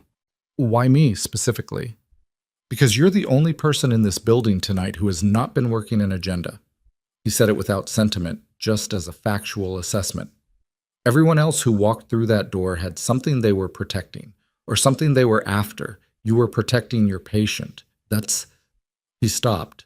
Something moved across his face that wasn't pain and wasn't exactly emotion, but was somewhere between them. "That's a different thing."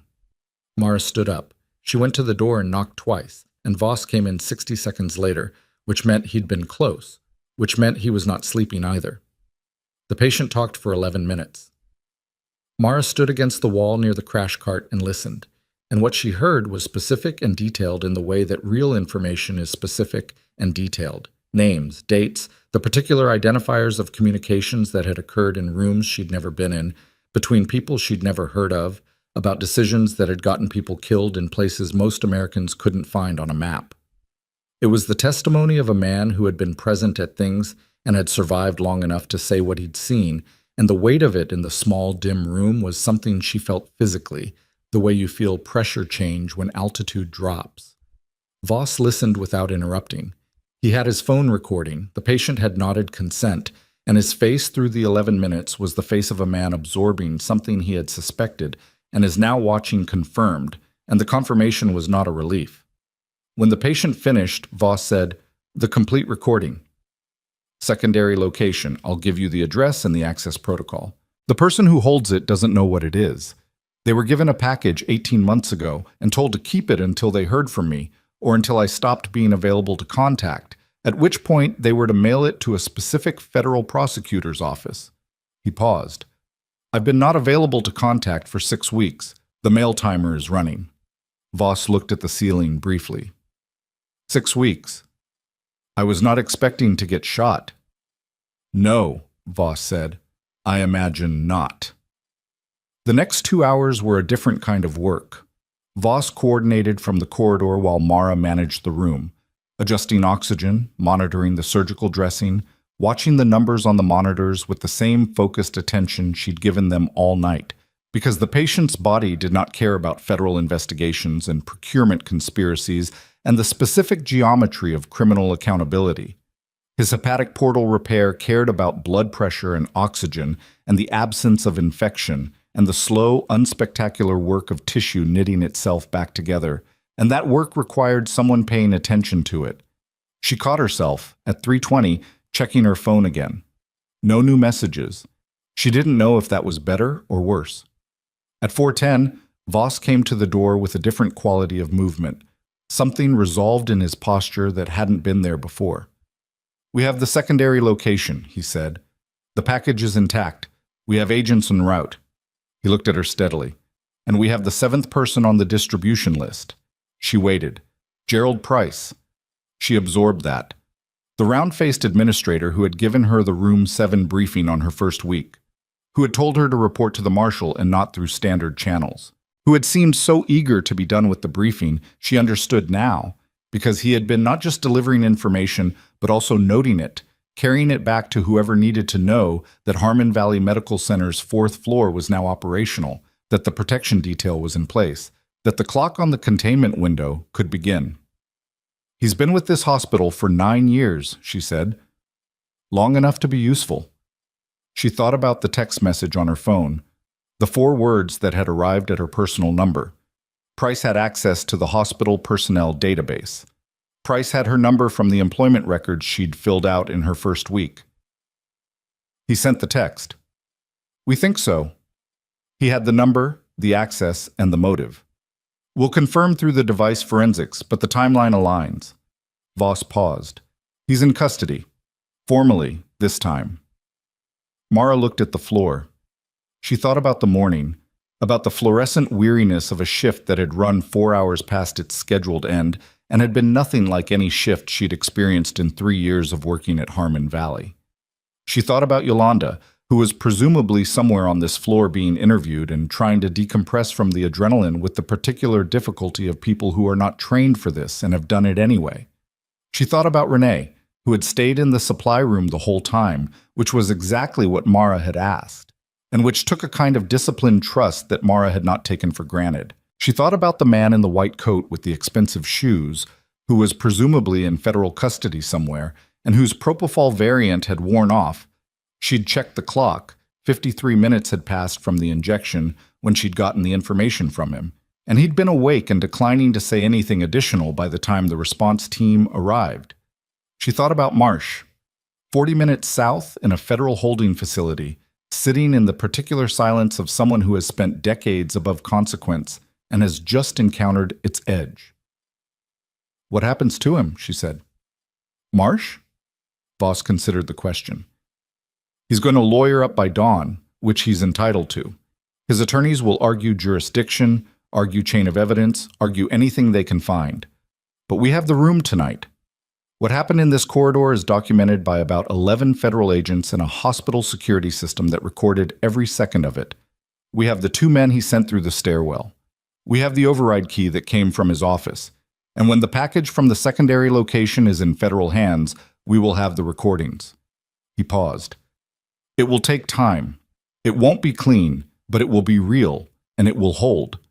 Mara looked at the window. Outside, the parking lot was still dark. It was 4 in the morning, and the rain had stopped, and the air through the building's ventilation smelled faintly of wet concrete and the particular cool that came before dawn. "There's a name," he said, she told Voss. "During the 11 minutes. He said it twice. Halverson." Voss's expression didn't move. "You know that name?" she said. "Ms. Hollins, you know it, and it means something specific that you're not going to tell me right now, and I understand that. I'm not asking you to." She looked at him. "I'm telling you that I heard it twice, and I noticed it both times, and I want you to know that I'm going to remember it." Voss looked at her for a long moment. "I know," he said. "That's why I'm not going to pretend you didn't say it." She turned back to the room.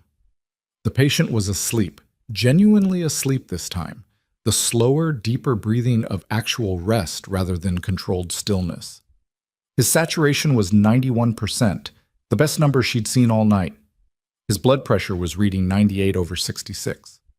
The surgical dressing was clean. She sat in the chair.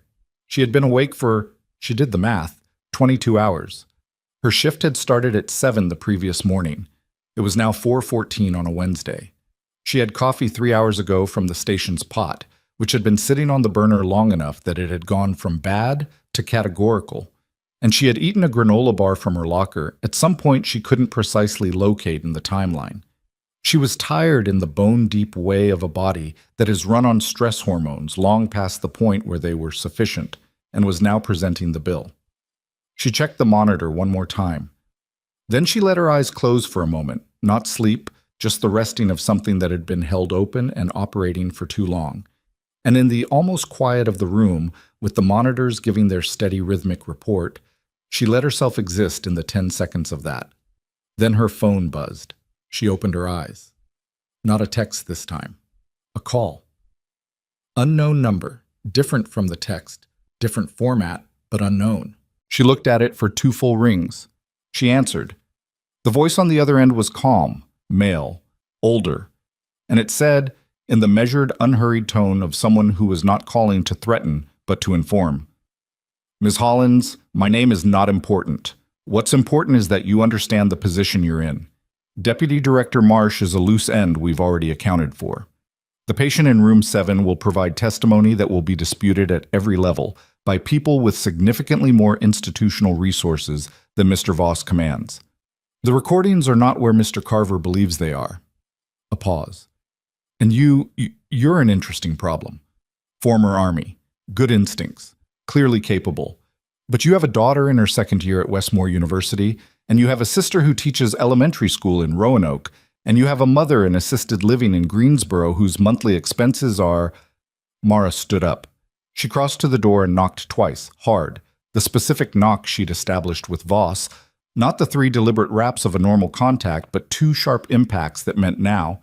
And when Voss appeared, she held the phone out with the call still active and said, quietly, but with the full weight of 12 years of doing what needed doing in the moments when it needed to be done. Trace this call. Voss took the phone.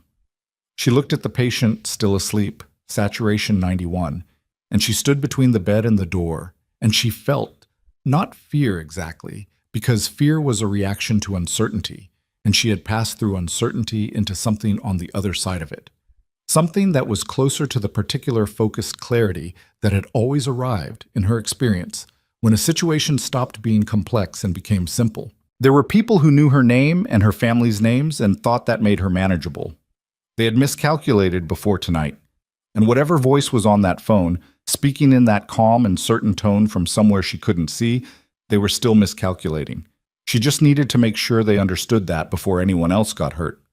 Voss was in the corridor with the phone and 3 of his agents running the trace in real time, and the corridor outside room 7 was controlled and secured and staffed with people who were, she believed, as much as she was capable of believing anything after tonight, on the right side of what was happening. But the name the voice hadn't said yet, the name she'd already heard twice and noted twice, was the name that sat at the back of her mind like a pressure she couldn't locate the source of. Halverson. Not Marsh, not Price. Not the men with the tactical gear and the override key and the contingency plan. Halverson. The one name in 11 minutes of detailed testimony that the patient had said twice, and that Voss had recognized with the specific stillness of someone who already knew where it led. Mara looked at the sleeping patient. She looked at the window. She looked at the corridor where Voss had his hand pressed to his ear, and his face had gone to the careful neutral of a man receiving information he had not been prepared to receive. He looked up and met her eyes through the window. And she understood, from the particular quality of that look, the look of someone who had just confirmed something they had been hoping was wrong, that the name she'd been holding in the back of her mind was not a layer below Marsh. It was a layer above everyone she'd been dealing with tonight. And it was still, as of 4:22 on a Wednesday morning in a mid-sized hospital in a town nobody was supposed to be looking at, completely untouched. Voss came back through the door 40 seconds after he'd left with her phone, and he came back differently than he'd gone out. Not faster, but more deliberate. The movement of someone who had received a piece of information and was still deciding in real time what it changed. He set the phone on the crash cart. The call originated from a relay chain, he said. 7 hops. We're still tracing, but the origin point is going to take hours we don't have before whoever made it moves the hardware. He paused. But the voice matched a pattern in our surveillance database. We've been building a vocal profile for 14 months. Mara waited. Warren Halverson, he said. 61 years old. Former defense procurement director, now private consultant. His firm holds advisory contracts with 4 separate defense manufacturers, 2 of which are central to what the patient has been testifying about. Voss looked at the wall the way people look at walls, when what they're really looking at is something internal. He made over $40 million in the 18 months after the contracts were awarded, the contracts the patient's testimony would invalidate. And the people who didn't come home. Voss looked at her. Yes. He's the one who made those decisions. He was in those rooms. Whether he made the decisions or facilitated them or simply made sure the right people were paid to look away, that's what the complete recording will establish. He paused. Or won't, depending on what's actually in it. The patient said the recording is intact. The patient believes it's intact. He hasn't physically verified it in 6 weeks. And the man who just called your phone told you it's not where the patient thinks it is. Voss said it plainly, without softening it. We have agents at the secondary location. We'll know within 30 minutes. Mara looked at the sleeping patient. Still 91%. Still holding. He said the package would be mailed if the patient went dark, she said. Sent to a specific federal prosecutor's office. 6 weeks of the patient being unreachable. Has anyone checked that office? Voss went very still. She watched him recalculate, watched him pull a thread she'd apparently given him that he hadn't had, and follow it to where it went, and arrive somewhere that changed the dimensions of what he was working with. He was on his phone before he finished turning away from her. She let him work. She checked the patient's dressing, still clean, adjusted the bed angle half a degree to ease the diaphragm, and then sat back down in the chair that had become, over the last 7 hours, as familiar as any piece of furniture she owned. She was so tired that the exhaustion had moved past the point of feeling like exhaustion and into a kind of weightless clarity, the same state she'd entered on long field operations when sleep became unavailable and the body made its adjustments and you simply continued. 22 minutes later, Voss appeared in the doorway. He didn't speak immediately. He looked at her with an expression she hadn't seen on him yet. Something that wasn't quite disbelief but was its cousin. The look of someone for whom an outcome has arrived via a route so unexpected that the outcome itself needs a moment to become real. The prosecutor's office in Raleigh received a package 6 days ago, he said, flagged as a legal document from an anonymous source. It's been sitting in their intake queue because the cover note said to hold it pending a specific federal case number, and that case number was under seal, so the intake clerk parked it and moved on. He stopped. We have authorization to open it. It's being opened right now. Mara looked at him. If it's what the patient described, Voss said, then Halverson's call tonight wasn't a threat. It was a bluff. He told you the recording wasn't where the patient thought it was because he needed you to believe the evidence chain was broken. He paused. He didn't know about the prosecutor's office. Neither did you, Mara said. Neither did I, he agreed. She thought about a man who had spent 14 months building a vocal profile in a database and still hadn't anticipated that the thing he was chasing would be sitting in an intake queue 6 days before anyone thought to look. She thought about the gap between institutional machinery and the one person who had done something entirely human, sealed an envelope, written a case number on a cover note, mailed a package to a prosecutor's office, and trusted that someone would eventually find it.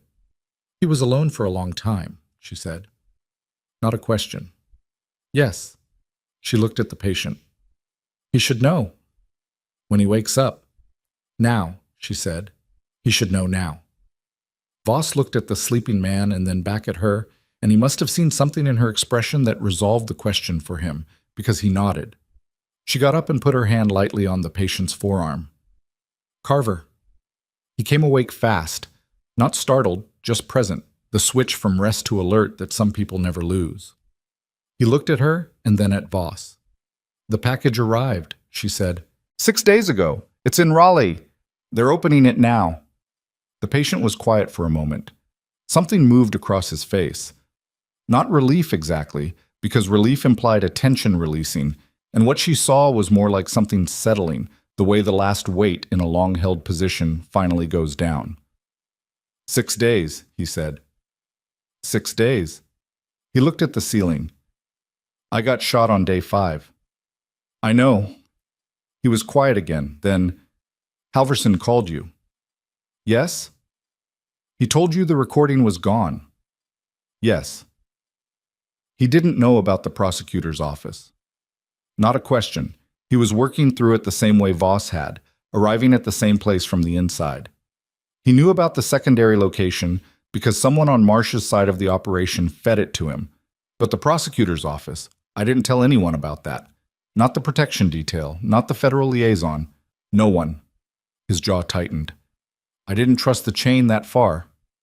You were right not to, Mara said. He looked at her. If Price hadn't been in the network, if Marsh had been cleaner, if any one piece of tonight had gone differently, it didn't, she said. He looked at her with the expression of a man who understood that this was true, and also understood the 10,000 ways it could have not been true, and that the difference between those two outcomes had been, in some portion she couldn't fully quantify, the woman sitting in the chair beside his bed who had noticed a pair of expensive shoes at 9:47 on a Tuesday night. Thank you, he said. It was the same thing he'd said before, but it carried different weight now. Rest, she said. We're not done with your vitals. He almost smiled. It was the closest she'd seen him come to it, and it didn't quite arrive, but it was there in the approximation of it, in the slight easing of his jaw and the brief softening around his eyes before the pain reasserted itself and he went back to managing it. Voss's phone rang. He stepped into the corridor and Mara stayed in the room and watched the monitors and listened to the one-sided fragments she could hear through the open door. Yes, confirm, both drives, the secondary physical copy too, yes. And she understood from the architecture of his responses that the answer was coming back the right way.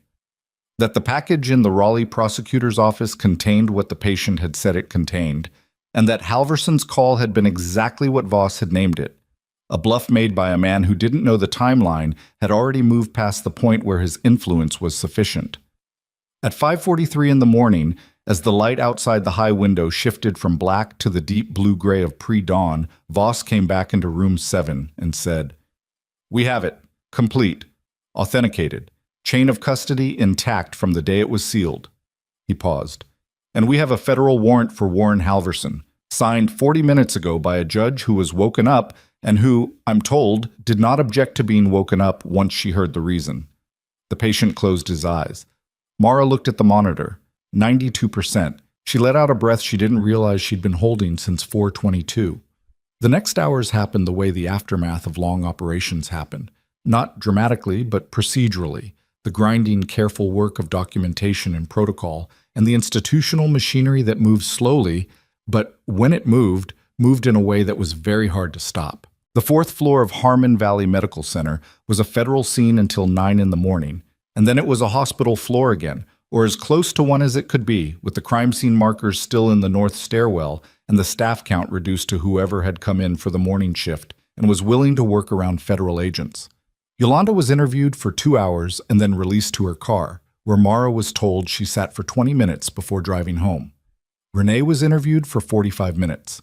Dr. Okafor, who had spent the whole crisis in the family consultation room reading a year-old magazine and texting his wife, gave a statement that was brief and added nothing to the evidentiary record, which was fine and which he seemed relieved to learn. Marshall Blount woke at 6:15 with a headache that she described as the worst of her life, and an anger that she did not describe, only demonstrated by immediately requesting a full operational debrief the moment she was medically cleared to sit upright.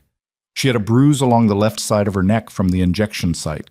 She would, Mara understood from fragments of corridor conversation, be absolutely fine. Gerald Price was formally arrested at 7:40, not at the hospital but at his home, where he had gone after his interview and where he had apparently spent the intervening hours not sleeping and not, as far as anyone could tell, preparing a coherent story. His attorney was called. His house was searched. The device forensics that came back by 9 confirmed what the timeline had already suggested.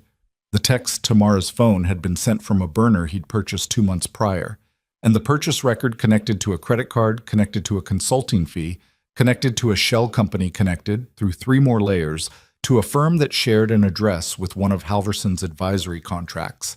That connection took 11 days to fully document. But it was there. Marcia's attorneys did exactly what Voss had predicted, arrived fast, argued loudly, filed motions in 3 jurisdictions before noon, and none of it mattered in the way they intended, because the corridor footage from Harmon Valley's 4th floor was unambiguous, and the 2 men taken from the stairwell, when offered the specific terms that the federal prosecutor's office offered them on Wednesday afternoon, made decisions about their own situations that involved a significant amount of talking about the people above them. Halverson was arrested on Wednesday evening. Not at his office. He'd cleared it by 10 in the morning, which meant he'd known the warrant was coming, which meant he had sources inside the process that were themselves going to become a secondary investigation, but at an airport 30 miles outside the city, where he had a ticket for a connecting flight to a country that did not maintain extradition arrangements. The agents who met him at the gate had his vocal recording from Mara's phone partially traced, and the 4 words she'd saved as a screenshot, and 11 months of documented surveillance that had been waiting for exactly this threshold. He was 61 years old, and he had never, as far as anyone could establish, been in a room where someone told him no and made it stick. Right up until he was. Mara was not present for any of it. She was at home by 7 in the morning, having been formally released from the scene by Voss with a request that she remain available and a statement that her cooperation had been, he used the word extraordinary, and then stopped himself and used the word essential instead, which she appreciated more. She went home and she showered and she stood in her kitchen for 10 minutes looking at the coffee maker without turning it on, and then she called her daughter, who was in her 2nd year at Westmore University and who picked up on the 3rd ring sounding sleepy and slightly alarmed because her mother did not call at 7 in the morning. "Mom, what's wrong?" "Nothing's wrong," Mara said. "I just wanted to hear your voice." A pause. Are you okay? You sound weird." "I'm fine. I had a long night. I wanted to call you." Her daughter was quiet for a moment, in the way of someone deciding whether to push or accept. She had always had good instincts, her daughter. Had gotten them, Mara suspected, from somewhere she'd never asked about. "Okay," her daughter said. "I'm going to need coffee before I'm a functional person. Can I call you back in 20? "Yes," Mara said. "Take your time." She called her sister in Roanoke next. Her sister picked up immediately and said, "I was literally just thinking about you," which was the kind of thing her sister said because she was the kind of person who meant it. "I know this is early," Mara said. "I'm already up. I'm always up at this hour, you know that." "What's going on?" "Nothing. She stopped. "I just wanted to check in." Her sister's voice shifted, softer, more attentive, the way it shifted when she understood something she hadn't been told. "You sure you're okay?" "Yeah," Mara said. "I think so." She didn't tell her sister about the call, about the calm voice that had listed the names and addresses of the people she loved as if they were items on a roster. She would, eventually, her sister would find out, because these things found their way out. But not this morning. This morning she just wanted her sister's voice and the ordinary fact of her, awake in a house in Roanoke with her 2nd graders waiting for her and no idea that her name had been on a phone call in a hospital corridor at 4 in the morning. Some protections you extend without announcement. She drove to see her mother at 10. Her mother was in the common room when she arrived, working a crossword with the focused irritation of a woman who found 5-letter words for maritime hazard beneath her dignity but would not leave the puzzle unfinished. She looked up when Mara came in and said, "You look terrible." "Thank you, Mom." "Did you sleep?" "Not yet." Her mother looked at her, really looked, the way she had always looked, the particular attentiveness of a woman who had raised a daughter who came home changed and had learned to read the specific grammar of that change. "What happened?" "Work," Mara said. "Long night." Her mother was 81 and her memory was not what it had been, but her instincts were intact in the way instincts sometimes outlast everything else. She reached out and put her hand on Mara's hand, and she didn't ask anything else. They sat for an hour. Her mother finished the crossword. Mara drank bad coffee from the common room dispenser and let the ordinary noise of the place, the television in the corner, the laughter from the hallway, the slow institutional hum of a building full of people being taken care of, wash over her without trying to catalog or assess any of it. She slept for 9 hours when she got home. She went back to work the following Tuesday. The fourth floor looked like the fourth floor. The monitors beeped their patient rhythms. The staff moved through the hallways with the practiced quiet she knew and had always found, despite everything, genuinely comforting. The supply alcove had new shelving installed. She didn't know exactly what the old shelving had represented to whoever arranged the replacement, but it was there, clean and differently configured, and she noted it without comment.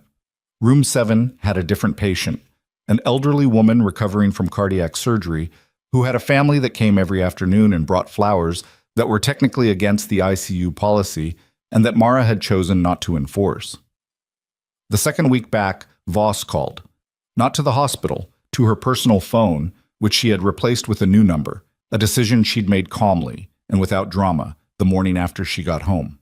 He had the new number because she'd given it to him during the formal debrief, which had lasted 4 hours and covered everything from the first elevator chime at 9:47 to the forward text message to the call she'd answered and handed off.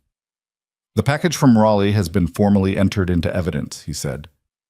The recordings are authenticated. 3 federal prosecutors are active on the case, and the Department of Justice has formally designated it a priority investigation.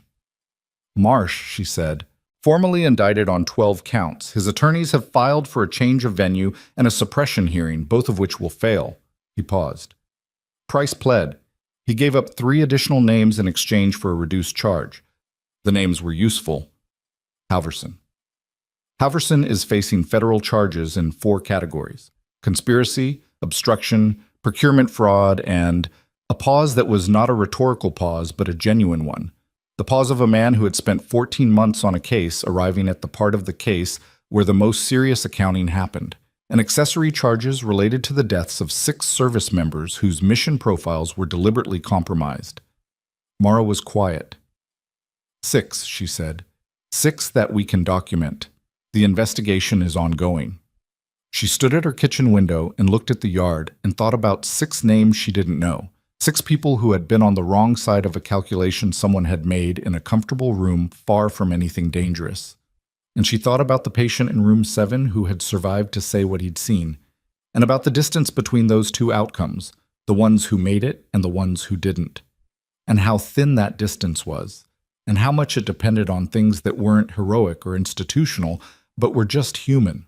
A person who noticed something wrong, a man who sealed an envelope, a woman who stayed on post. The patient, she said. Carver, or whatever his name is. Recovering, Voss said. He was transferred to a secure facility for the remainder of his recuperation. He's going to need several more months of recovery, but the surgical repair is holding. Another pause. He asked me to give you a message. She waited. He said, Voss sounded slightly uncomfortable, in the way of a man relaying something that didn't fit the register of federal operational communication. He said, she'll know what it means. What is it? He said 92%. Mara looked at the yard.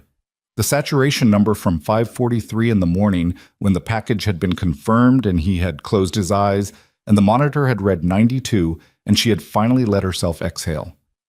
He'd been awake. He'd seen the number. He'd remembered. She didn't say anything for a moment. Ms. Hollins, Voss said, there's something else. She waited. Your military record was reviewed as part of the investigation. Standard background on all principals involved in the incident. The review went to the Army's records office, and from there, at the request of the patient's command, it went to the Navy's Special Operations Liaison. He stopped. You're going to receive a formal communication in the next 2 weeks. I'm not authorized to tell you the specifics, but I want you to know that the word being used by people who don't use it without having read everything first is commendation. She stood at the window for a long time after she hung up. She thought about what that word meant and what it didn't mean, and she decided that it didn't change anything she had done, which had not been done for commendation, and that it didn't change anything she was, which was a woman who had gone to work on a Tuesday night and done what the situation required, the same as she had done in a dozen other situations, in a dozen other contexts over the course of a life that had asked more of her than most lives do. She thought about what it might change, and she was honest with herself. It might change things at Harmon Valley, where certain conversations had apparently taken place in the 2 weeks she'd been on leave. Conversations she'd heard about obliquely through Yolanda's careful texts.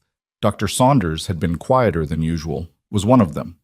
The administrator who'd replaced Price had asked about her file, was another. She wasn't sure what any of it would become. She wasn't sure she needed to know yet. What she knew was what she went back to, in the quiet of her kitchen. She had gone to work and noticed the wrong thing and acted on it, and a person was alive who would otherwise not be, and a machinery of accountability was now in motion that had not been in motion the week before. Those were real things. They would remain real things regardless of what anyone's communication said. The formal letter arrived 11 days later. Navy letterhead, signed by an admiral she'd never met. The language was specific in the way of official recognition, citing the incident by its case designation rather than by what it actually was, which was a night she would not fully process for months, in pieces, the way these things processed. She read it twice. She put it in the drawer where she kept things that mattered. 3 weeks after the incident, she was back on a full rotation. She came in on a Thursday morning to a floor that was at 73% occupancy and a nurse's station that had fresh coffee, which she considered a significant improvement. Yolanda was on the same shift. They didn't talk about the night in the way that people on television talk about the nights they've been through, with a scene and a catharsis and a moment of mutual recognition scored to something.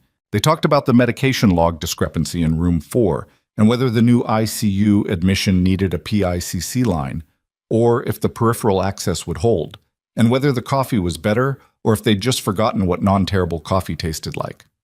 At some point in the afternoon, Yolanda said, without looking up from her chart, "I heard about the commendation. News travels. How do you feel about it?" Mara thought about the question. She considered giving the easy answer, which was the modest one. It's not about the recognition, because the modest answer was also largely true. But Yolanda was asking a real question and deserved a real answer. "Like it confirms something I already knew about myself," she said. Not in a vain way. In the way that when someone says a thing is true that you've been living quietly for a long time, it's... She stopped. "It's something. Not everything, but something." Yolanda looked at her. "You knew he was wrong from the second he stepped off the elevator?" "Yes."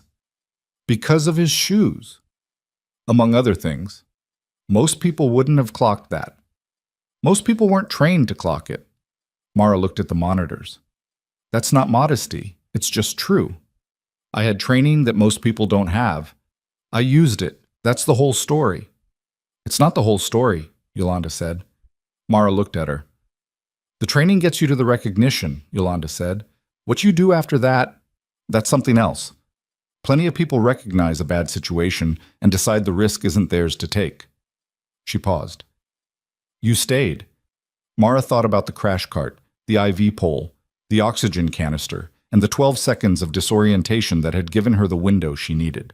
The chair beside room 7's bed, where she had sat for 3 hours and watched a man's numbers, and refused, in every moment and by every means available, to let the gap between 92% and something worse get any wider.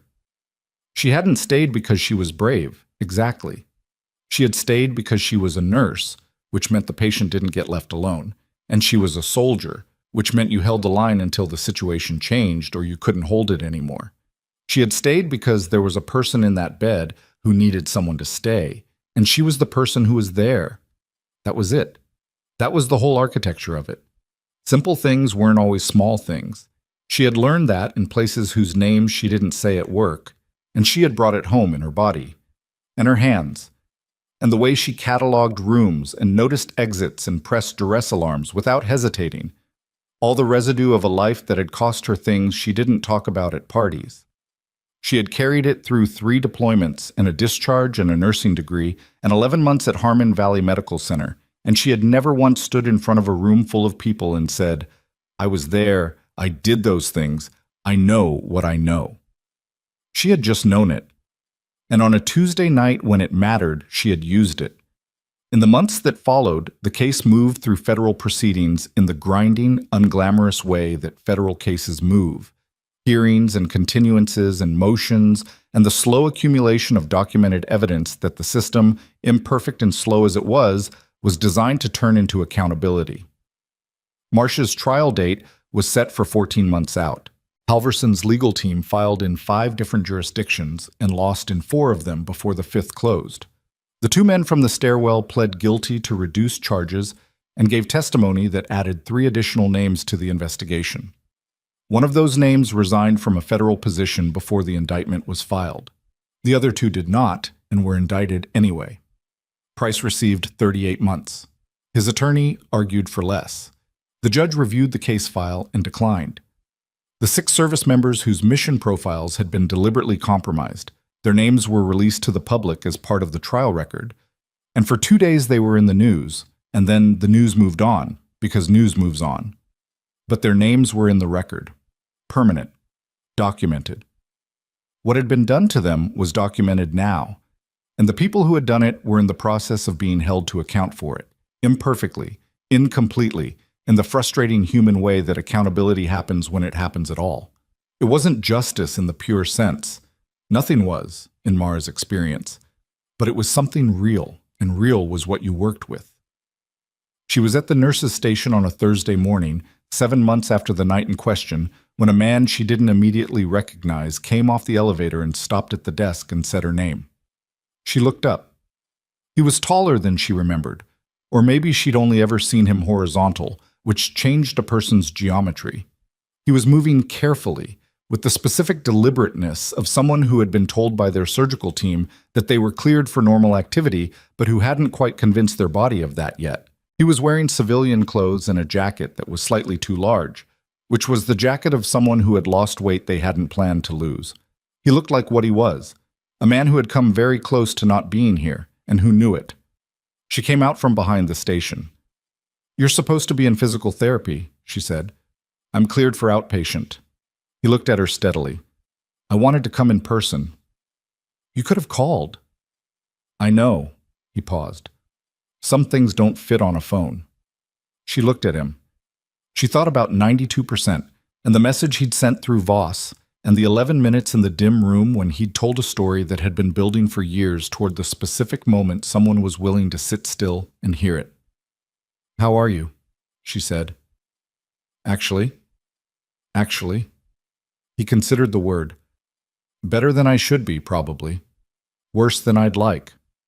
A pause. The surgery held. The testimony is in the record. The people who needed to be named have been named. He looked at his hands briefly, then back at her. "I sleep some nights and not others. That's going to take longer." "Yes," she said. "It does." He looked at her with the question that was in the statement. 3 deployments, she said. "I know." They were quiet for a moment, there in the hallway of the 4th floor of Harmon Valley Medical Center. 2 people who had been through different versions of the same thing, the specific damage of knowing what human beings are capable of when consequences seem remote and power seems absolute, and who understood each other in the wordless way of that shared knowledge. "The commendation," he said. "I heard. It's the right one. I want you to know that I told them specifically what I was recommending and why." He paused. "They tried to give you a civilian accommodation instead. I told them that wasn't sufficient." She thought about what to say to that. She thought about the drawer where the letter was, and about the modest answer and the real answer and the space between them. "Thank you," she said. He nodded. Then, "I heard you're staying." "Where would I go?" "Somewhere that isn't a regional ICU in a town nobody looks at." "I like the town." She looked at the hallway, at the monitors visible through the window of room 4, at the coffee maker at the nurse's station that was, on this particular morning, making coffee that was actually acceptable. "I like the work. I'm good at it. You're exceptional at it." "Sometimes," she said, "on good nights." He looked at her with the expression of a man who understood that she wasn't being modest and wasn't being difficult, who understood that she was telling the truth about a thing, that she knew who she was and what she was capable of, and that neither of those things required constant external confirmation to remain true. He shook her hand. It was a firm handshake, both of them present in it, both of them meaning it. And then he went back to the elevator, and she went back to the nurse's station, and the floor continued its ordinary rhythms around her. Yolanda appeared with a chart and a question about the PICC line decision. Mara answered it. She checked the medication log.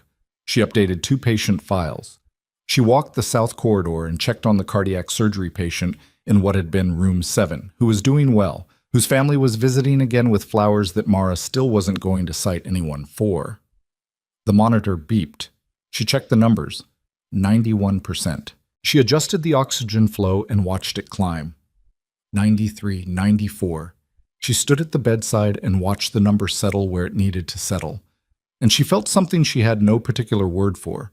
Not pride, not satisfaction exactly, but the particular quiet of a person who knows what they are and where they belong and what the work they do means when it's done right. Nobody had ever looked at her and seen it coming.